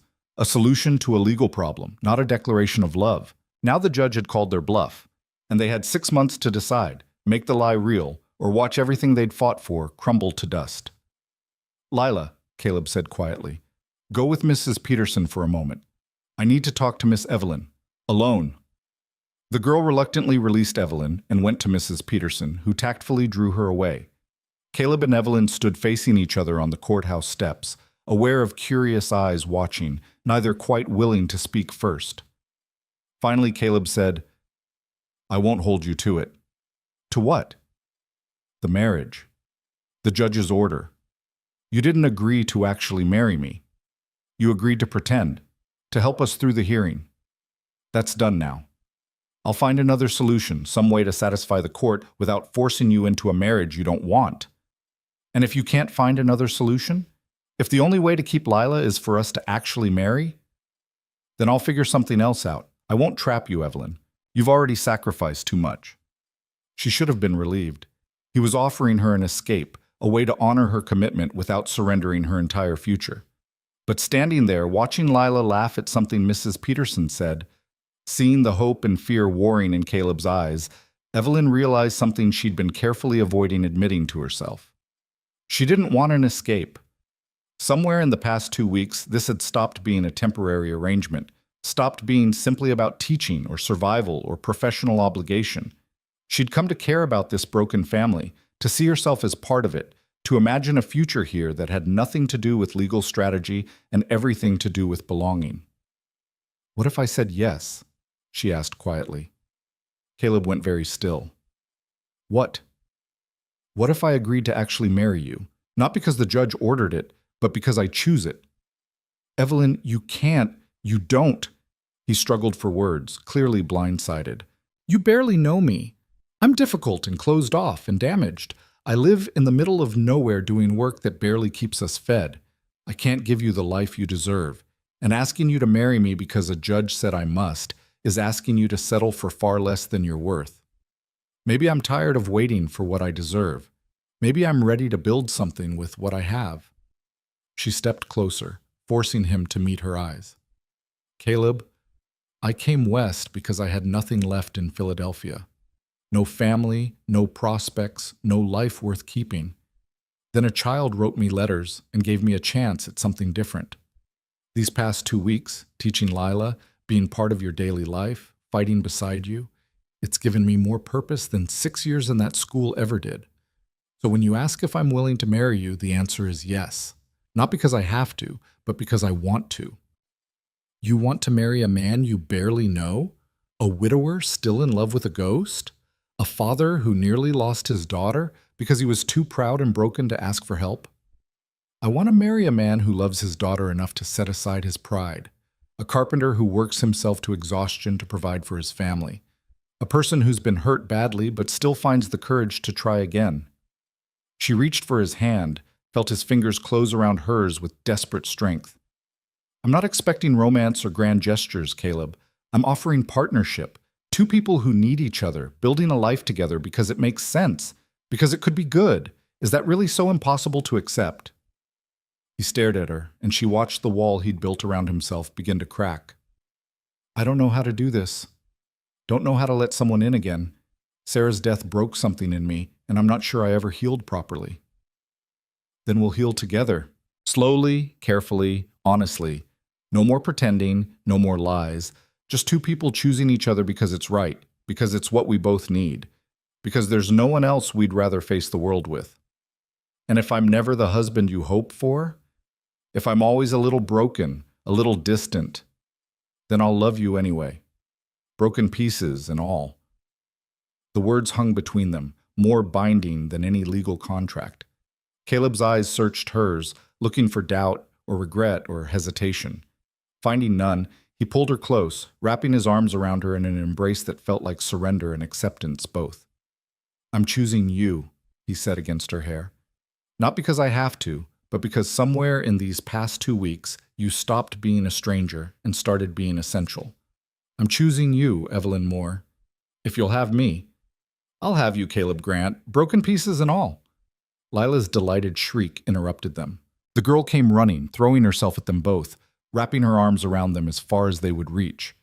Does this mean it's real now? The engagement? You're really going to get married? Caleb and Evelyn looked at each other over Lila's head, and what passed between them now was different from before. Not strategy or convenience, but genuine choice, genuine hope. Yes, they said together, it's real.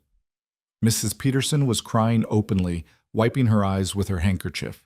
Sheriff Turner grinned and shook Caleb's hand again, harder this time, with the enthusiasm of someone witnessing something unexpected and wonderful. Other townspeople who'd witnessed the hearing approached with congratulations, and suddenly they were surrounded by well-wishers, by people celebrating not just the custody victory, but the unlikely romance that had emerged from crisis. That night, back at the cabin, they sat together by the fire, Caleb, Evelyn, and Lila, and talked about the future they would build, not the future forced on them by a judge's order, but the one they were choosing together. Can we have a real wedding? Lila asked, her eyes shining. With flowers and cake and everyone we know? If that's what you want, Caleb said. And there was a softness in his voice Evelyn had never heard before. The walls were coming down, stone by stone, and behind them was a man capable of gentleness, capable of hope, capable of love, if given time to remember how. I want Miss Evelyn to have a beautiful dress, and I want to be there, right in front, watching you promise to love each other forever. Forever is a long time, Evelyn said gently. But you will, won't you? Love each other forever? Caleb reached across the space between them and took Evelyn's hand. I'll try. That's all I can promise. That I'll try every day to be the man you both deserve. And I'll try to be patient while you learn, Evelyn said. To give you space when you need it, to push when you need pushing, to build this marriage day by day instead of expecting perfection immediately. Lila looked between them, satisfaction clear on her young face. I picked right, she announced.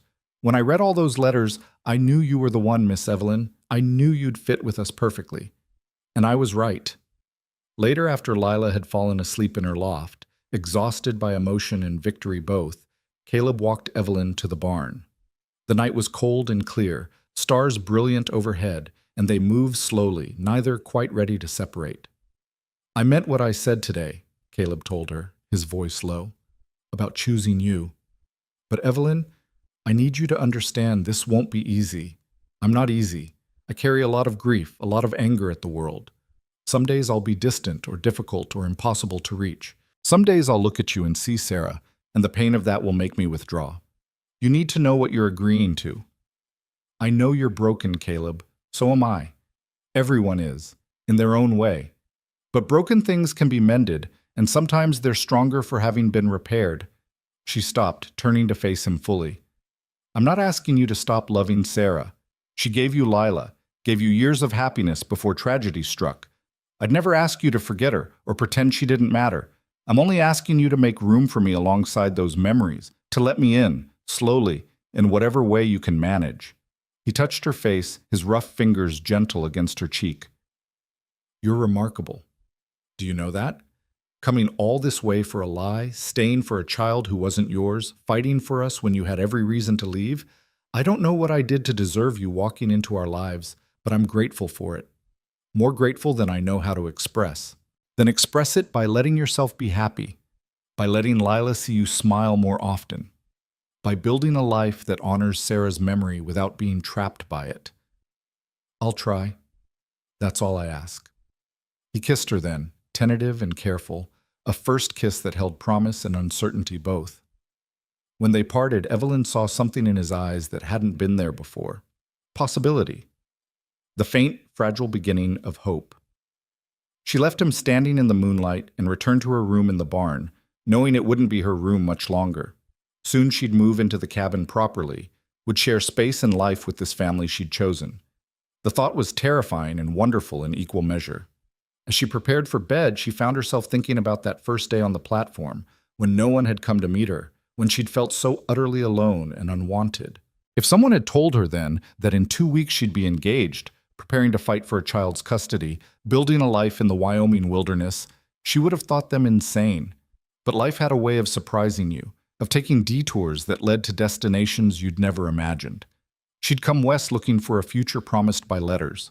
What she'd found instead was a future built on truth and choice and the complicated, messy, beautiful reality of people choosing each other despite every reason not to. Tomorrow would bring new challenges: planning a wedding, continuing Lila's education, negotiating the summer visits with Helen Colburn, learning to live as a family instead of a temporary arrangement. But tonight, for the first time since leaving Philadelphia, Evelyn Moore felt like she'd found her place in the world. Not perfect, not what she'd expected, but real and chosen and hers. Winter came early that year, bringing snow that transformed the clearing into something from a fairy tale. Evelyn woke on a December morning 6 weeks after the hearing to find the world blanketed in white, the pines heavy with it, the air sharp and clean. She'd moved into the cabin 3 weeks earlier, taking the small room that Caleb had partitioned off near the fireplace, giving her privacy while making her officially part of the household. The wedding was planned for Christmas Day, just 2 weeks away. Mrs. Peterson had taken charge of arrangements with the enthusiasm of someone who'd been waiting years to see Caleb Grant rejoin the living. The whole town would attend, she'd declared, and anyone who had opinions about the unconventional courtship could keep them to themselves or stay home. Evelyn rose quietly, careful not to wake Lila in the loft above, and found Caleb already at the stove making coffee. This had become their routine, early morning moments together before the day's demands intruded, a time to talk softly or simply exist in companionable silence. "Morning," he said, pouring her a cup. "Sleep well?" "Well enough. You?" "Better than I have in years." He said it simply, as fact rather than declaration, but Evelyn felt the weight of it.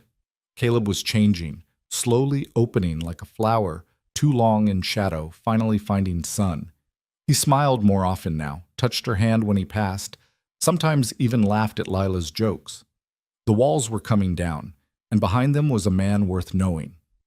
They drank their coffee by the window, watching the snow fall, and Evelyn thought about how strange it was that 6 months ago she'd been in Philadelphia preparing lessons for girls who didn't want to learn them, never imagining that a child's forged letters would bring her here, to this moment, to this life she was building one quiet morning at a time.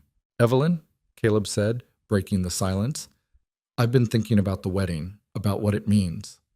Having second thoughts?" She kept her voice light, but anxiety flickered in her chest. "No. The opposite, actually." He set down his cup, turning to face her fully. "When we first agreed to this, it was strategy. A way to keep Lila safe. But these past weeks, living with you, watching you with my daughter, learning who you really are, it's become something different for me. Something real." "For me too," she admitted. "I'm not good with words, never have been. But I want you to know that when I stand up in front of that congregation and promise to love you, I'll mean it, not because a judge ordered it, but because somewhere along the way, I started falling for you. The way you challenge me when I'm being stubborn, the way you make Lila laugh, the way you've taken this broken household and made it feel like a home again." He reached for her hand, his calloused palm warm against hers. "I'll never be the romantic hero from one of those novels, but I can promise to honor you, respect you, and do my damnedest to make you happy if you'll let me." Evelyn's throat tightened with emotion. "Caleb Grant, if you'd said something like that 3 months ago when I stepped off that train, I would have thought you impossibly perfect and probably too good to be true. But now I know you, your stubbornness and your grief and your terrible cooking, and I'm choosing you anyway, not despite your flaws, but because they're part of who you are, because you're real and broken and trying. That's more than I ever hoped for." He kissed her then, slower and deeper than that first tentative kiss outside the barn, and Evelyn felt something settle into place inside her chest. This was right. Imperfect and complicated and born from crisis, but fundamentally right. A sound from the loft made them separate. Lila's sleepy voice drifted down. "Are you two kissing again? Because I'm very happy about it, but I'm also very hungry and would like breakfast." They laughed, the moment broken but not diminished, and Evelyn moved to start breakfast while Caleb went to work in his shop. The morning unfolded with the rhythm they'd established. Lessons after breakfast, Lila working through increasingly complex mathematics, while Evelyn prepared materials for the afternoon's history lesson.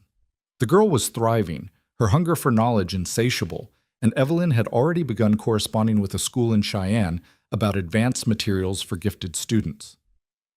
Around mid-morning, they heard horses approaching.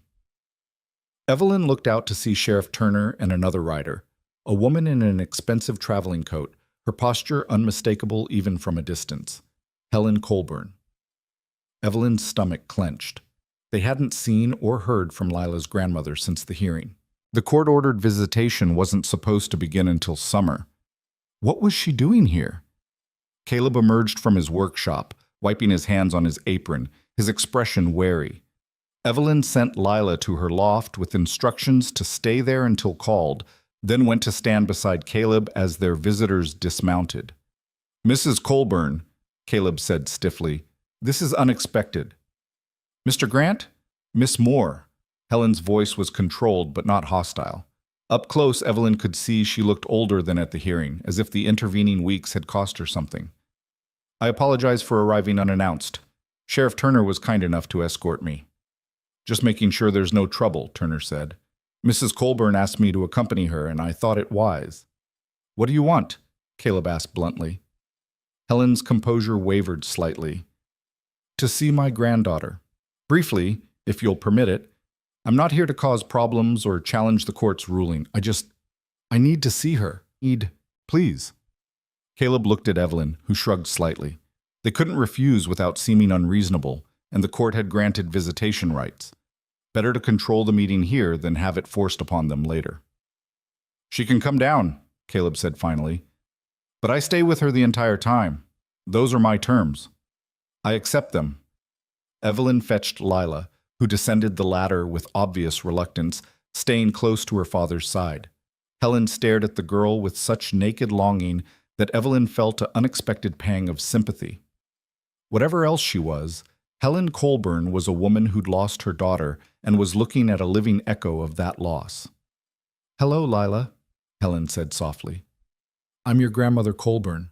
We met briefly at the hearing." "I remember." Lila's voice was small but not unkind.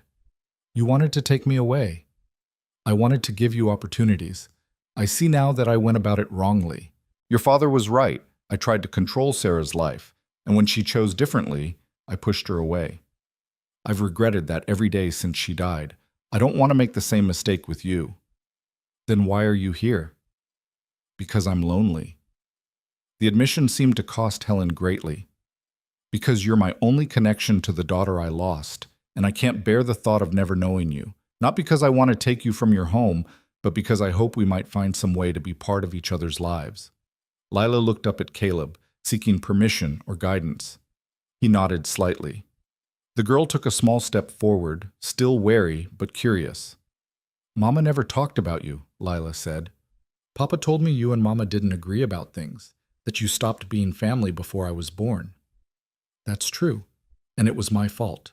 I valued the wrong things: social position, wealth, control. Your mother valued freedom and love. She was braver than I ever was." Helen's voice shook. "You look so much like her. Same eyes, same determined chin. She used to look at me exactly the way you're looking at me now when she thought I was being unreasonable." "Was she right? Were you being unreasonable?" "Usually, yes." A ghost of a smile crossed Helen's face. "Your mother was quite good at seeing through pretense. I suspect you inherited that trait." "I'm good at lots of things. Miss Evelyn teaches me. I can do multiplication up to 12 times 12, and I know all the capitals of the territories, and I'm reading books about ancient Rome." "That's remarkable. Your mother loved to read too. She could get lost in books for hours." Helen paused, then carefully pulled something from her coat pocket. "I brought you something. If your father permits?" Caleb nodded again, though his posture remained tense. Helen held out a small leather-bound book, its cover worn with age. "This was your mother's journal. She kept it when she was about your age. I thought you might like to read it, to know her through her own words." Lila took the journal reverently, opening it to reveal pages covered in childish handwriting that grew more refined as the entries progressed. She looked up at Helen with something like wonder. "Really? Mama wrote this when she was little like me?" "Yes, she wrote about her dreams, her frustrations with me, her love of horses and storms and stories. I think she'd want you to have it. Thank you. The words were quiet but genuine. Thank you, grandmother. Helen's eyes filled with tears at the name. You're welcome, child. And I want you to know, I won't fight the court's ruling. I won't try to take you from your father, but I hope that perhaps when summer comes, you might consider visiting me in Cheyenne, just for the 2 weeks the judge allowed. I'd like to show you where your mother grew up, tell you stories about her childhood, help you know the part of her history that I represent. Lila looked at Caleb. Papa, would that be okay? The question clearly cost Caleb something, but he answered steadily. If you want to go, I won't stop you. Your grandmother is right. She's part of your history, part of your mother's story. I don't have to like it, but I'll respect it. I'd like to go, Lila said slowly, but only for 2 weeks. And then I come home. This is my home, here with Papa and Miss Evelyn. That doesn't change. I understand. Helen stood, preparing to leave. She looked at Caleb, and some of the aristocratic coldness had melted from her face. Mr. Grant, I misjudged you. I saw a carpenter who'd taken my daughter from her proper place in society, and I couldn't see past my own prejudice to recognize that Sarah chose you because you were what she needed. You gave her happiness I never could. And you're giving my granddaughter something equally precious, freedom to be herself. I'm sorry for trying to take that away. I'm sorry for your loss, Caleb said, and there was genuine sympathy in his voice. Sarah was remarkable. We both loved her. That's common ground, at least. Helen nodded, unable to speak for a moment. Then she turned to Evelyn. Miss Moore, I underestimated you as well. I assumed you were an opportunist taking advantage of Mr. Grant's difficult circumstances. I see now that you genuinely care for this family. I hope you'll be happy together. Thank you, Mrs. Colburn. That means more than you might think. After Helen and Sheriff Turner left, the cabin felt strangely quiet. Lila sat by the fire, reading her mother's childhood journal with careful attention, occasionally laughing at something Sarah had written. Caleb returned to his workshop, but through the window, Evelyn saw him standing motionless at his bench, staring at nothing. She found him there an hour later, still motionless, lost in thought. Caleb? He looked up, and she saw tears on his face, the first she'd ever witnessed from him. She gave Lila Sarah's journal, the one I didn't even know existed. All these years I've tried to keep Sarah's memory alive for our daughter with just my stories, my incomplete picture of who she was. And Helen just gave Lila a piece of her mother I could never provide. That doesn't diminish what you've given her. You've given her love and security and a home. Helen gave her a book. It's not just a book. It's Sarah's voice, Sarah's thoughts, Sarah's childhood preserved in her own handwriting. Lila will read that and know her mother in ways I never could have shown her. He wiped his face roughly. I should be grateful. Grateful. But it also reminds me how much I've lost. How much Lila never got to have. Evelyn moved closer, taking his hands in hers. Sarah's death was a tragedy. Nothing changes that. But Caleb, you've spent 8 years keeping her memory sacred by refusing to fully live yourself.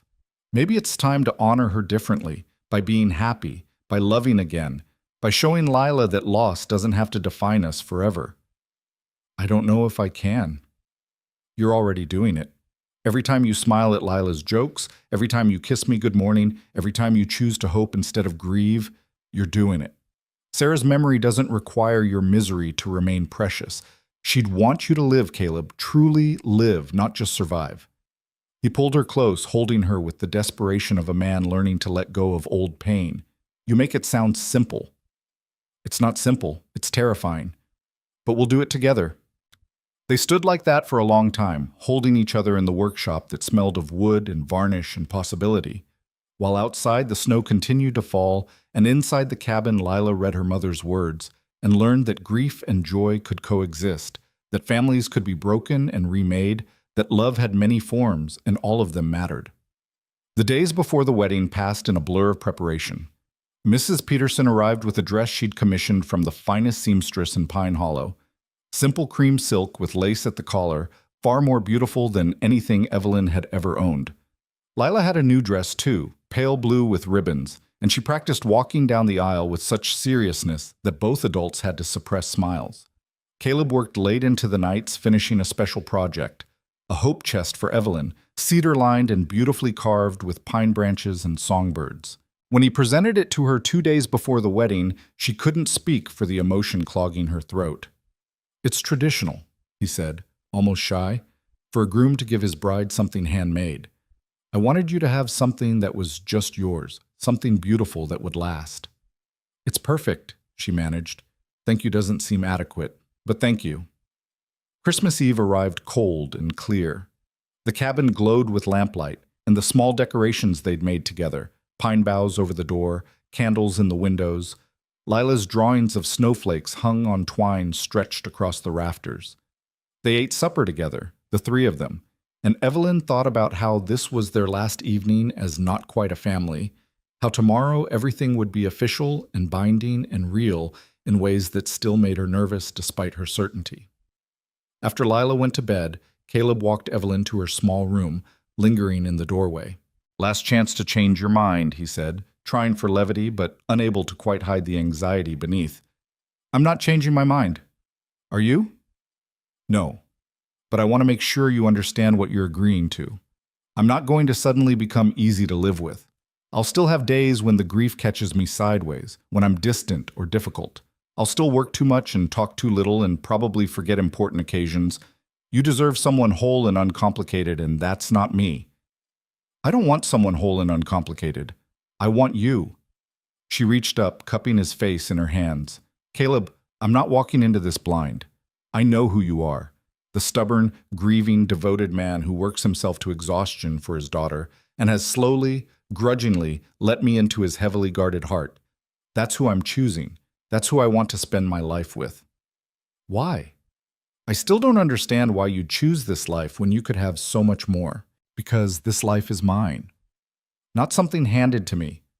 Not something I fell into by accident, but something I'm actively choosing and building. I spent years in Philadelphia living a life that happened to me, teaching because it was respectable, existing because the alternative was unthinkable. This is the first time I've felt truly alive, truly purposeful. You and Lila didn't rescue me from loneliness. I rescued myself by being brave enough to answer those letters, and then brave enough to stay when everything went wrong. This life is my reward for that courage, and I'm not giving it up." He kissed her then with an intensity that spoke of gratitude and desire and the beginning of love that hadn't quite found words yet. When they parted, his eyes held less fear and more hope than she'd ever seen. "Tomorrow," he said. "Tomorrow," she agreed. Christmas morning dawned brilliant and cold. Evelyn woke before first light, her stomach fluttering with nerves and anticipation. She dressed carefully in the cream silk gown, pinned her hair up with the ivory combs Mrs. Peterson had lent her, and studied her reflection in the small mirror. She looked different somehow, not just dressed for a wedding, but transformed, confident, chosen, home. The ceremony was scheduled for noon at the small church in Pine Hollow. They arrived early to find the building already filling with townspeople, more than Evelyn had expected, their curiosity or genuine good wishes bringing them out despite the cold. Mrs. Peterson fussed over Lila's ribbons, while Sheriff Turner stood with Caleb near the altar, both men looking uncomfortable in their formal clothes. Then the music started. A simple hymn played on the church's worn piano, and Evelyn walked down the aisle on Mrs. Peterson's arm, her eyes finding Caleb's and holding them. He looked terrified and awed in equal measure, standing rigidly in his wedding suit, and she wanted to laugh and cry simultaneously at how perfectly imperfect this moment was. The minister began the ceremony, his words familiar and strange all at once. Evelyn barely heard them, focused entirely on Caleb's face, watching him struggle with emotion as they repeated their vows. When it came time for him to speak his promises, his voice was rough but steady. "I, Caleb Grant, take you, Evelyn Moore, to be my lawfully wedded wife. I promise to honor you, respect you, and protect you for all the days of my life. I promise to work beside you in building our family and our home. I promise to try, every single day, to be worthy of the gift you've given me by choosing us." Evelyn's own vows came easier, flowing from certainty rather than obligation.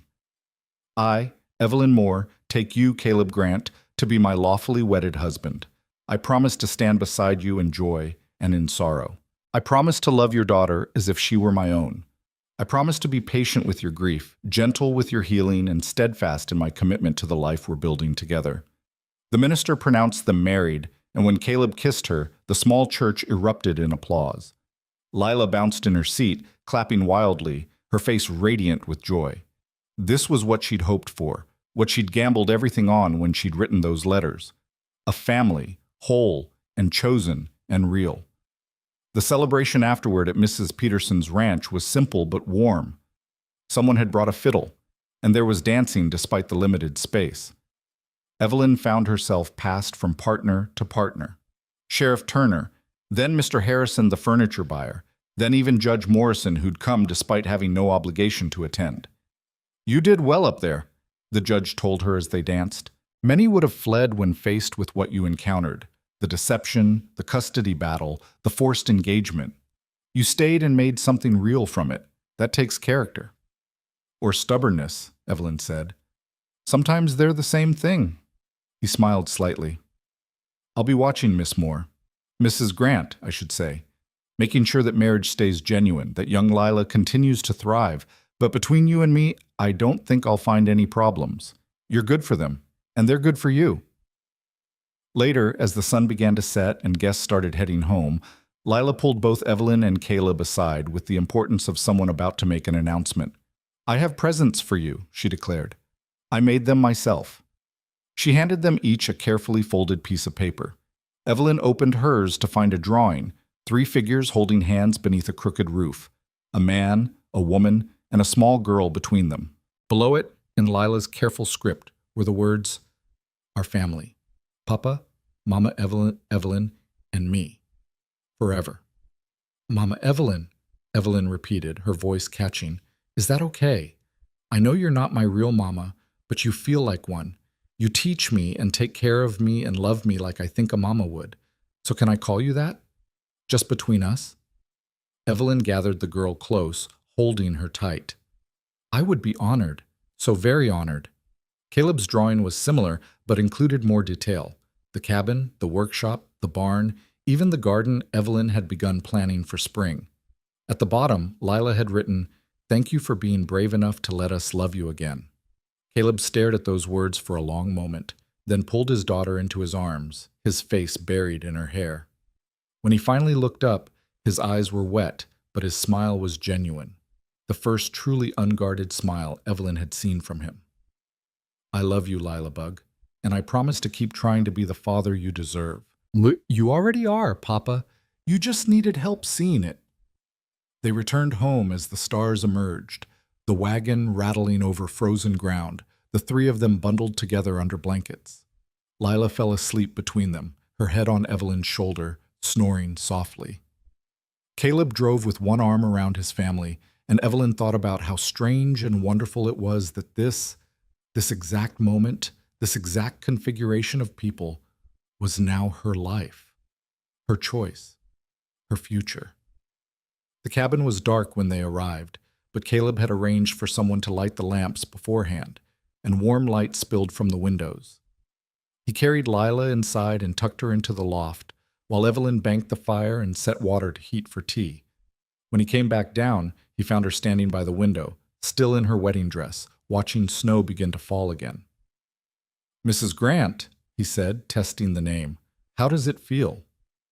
"Right. Terrifying, but right." She turned to face him. "How about for you?" "The same. I never thought I'd stand in a church and promise myself to someone again. Never thought I'd want to, but standing there with you today, saying those vows, it felt like coming back to life after years of just existing. That's what we're doing, I think. Learning to live again instead of just survive. All 3 of us." He crossed to her, pulling her close. "I don't know how to do this yet. How to be a husband again. How to share my life and my space and my heart. But I want to learn. Will you be patient with me while I figure it out?" "I'll be patient if you'll be patient with me. I've never been a wife or a mother before. I'll make mistakes, misunderstand what you need, probably overstep in my efforts to help. We'll stumble through this together." "Together," he repeated, as if the word was foreign but becoming familiar. "I like the sound of that." They stood by the fire, holding each other while the snow fell and the cabin creaked in the wind, and somewhere above them Lila dreamed of the family she'd wished into existence through sheer force of will and carefully forged letters. Outside, the world was cold and dark. Inside, three people who'd each been broken in their own ways were learning how to fit together, how to build something lasting from fragments of loneliness and hope. The weeks after the wedding settled into a new rhythm.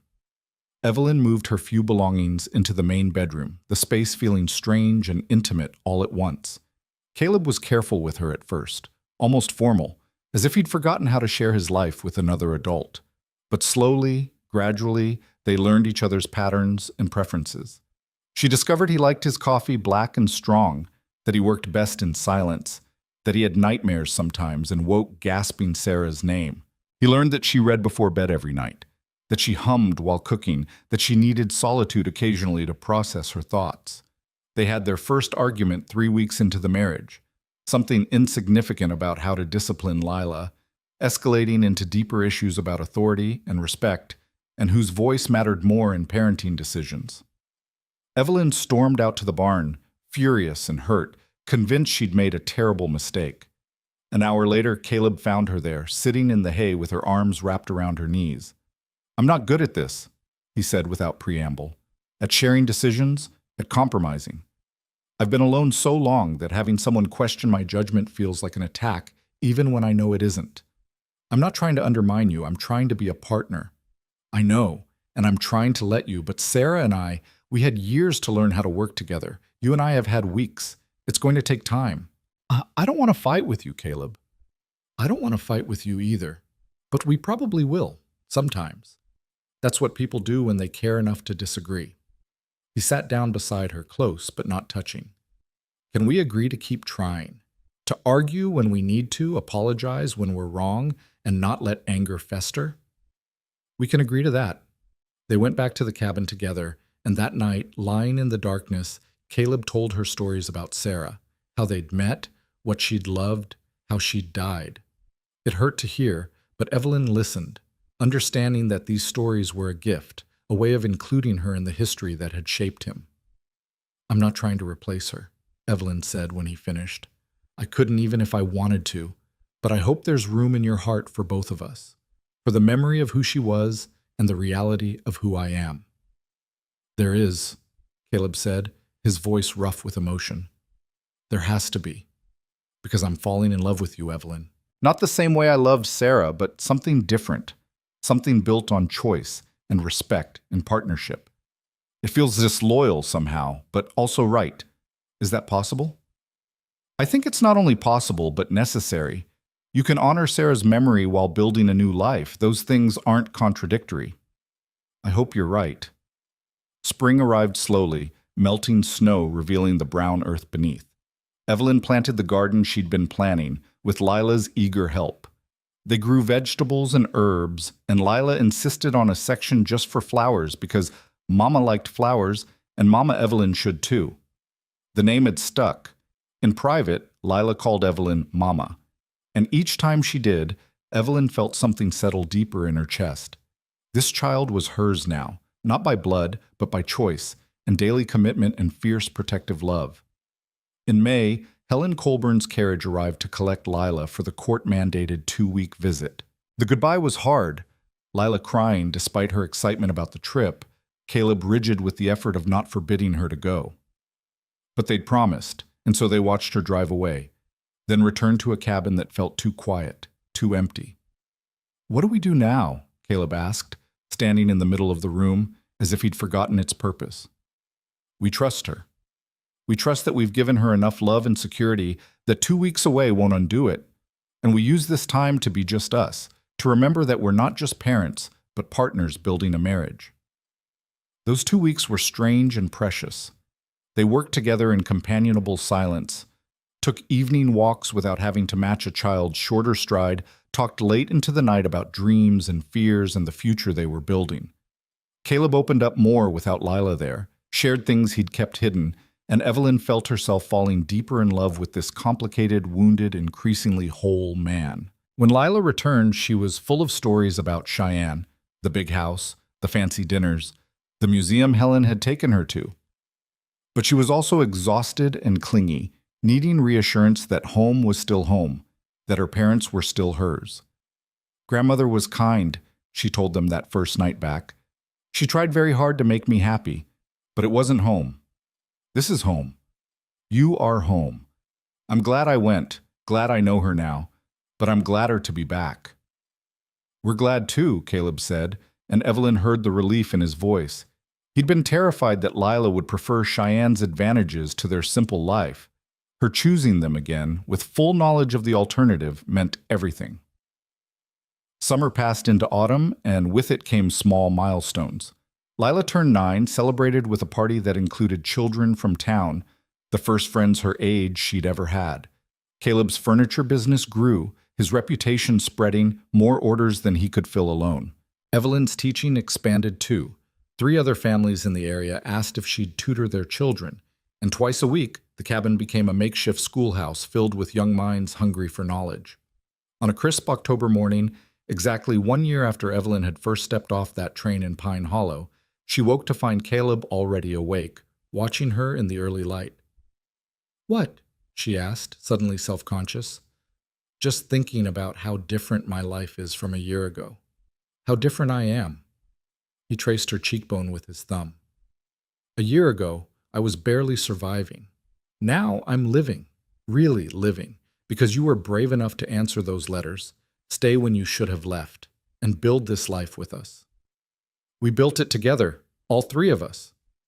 "True, but you were the catalyst, the one who forced change when we'd have stayed frozen in grief and isolation."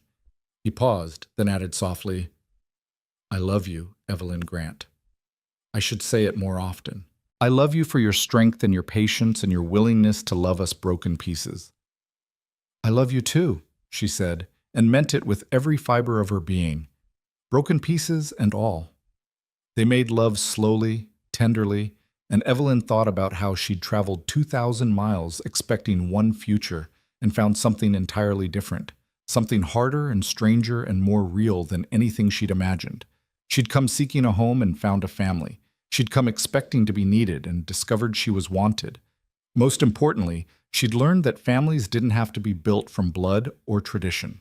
They could be built from choice and commitment and the daily work of loving people who sometimes made that work difficult.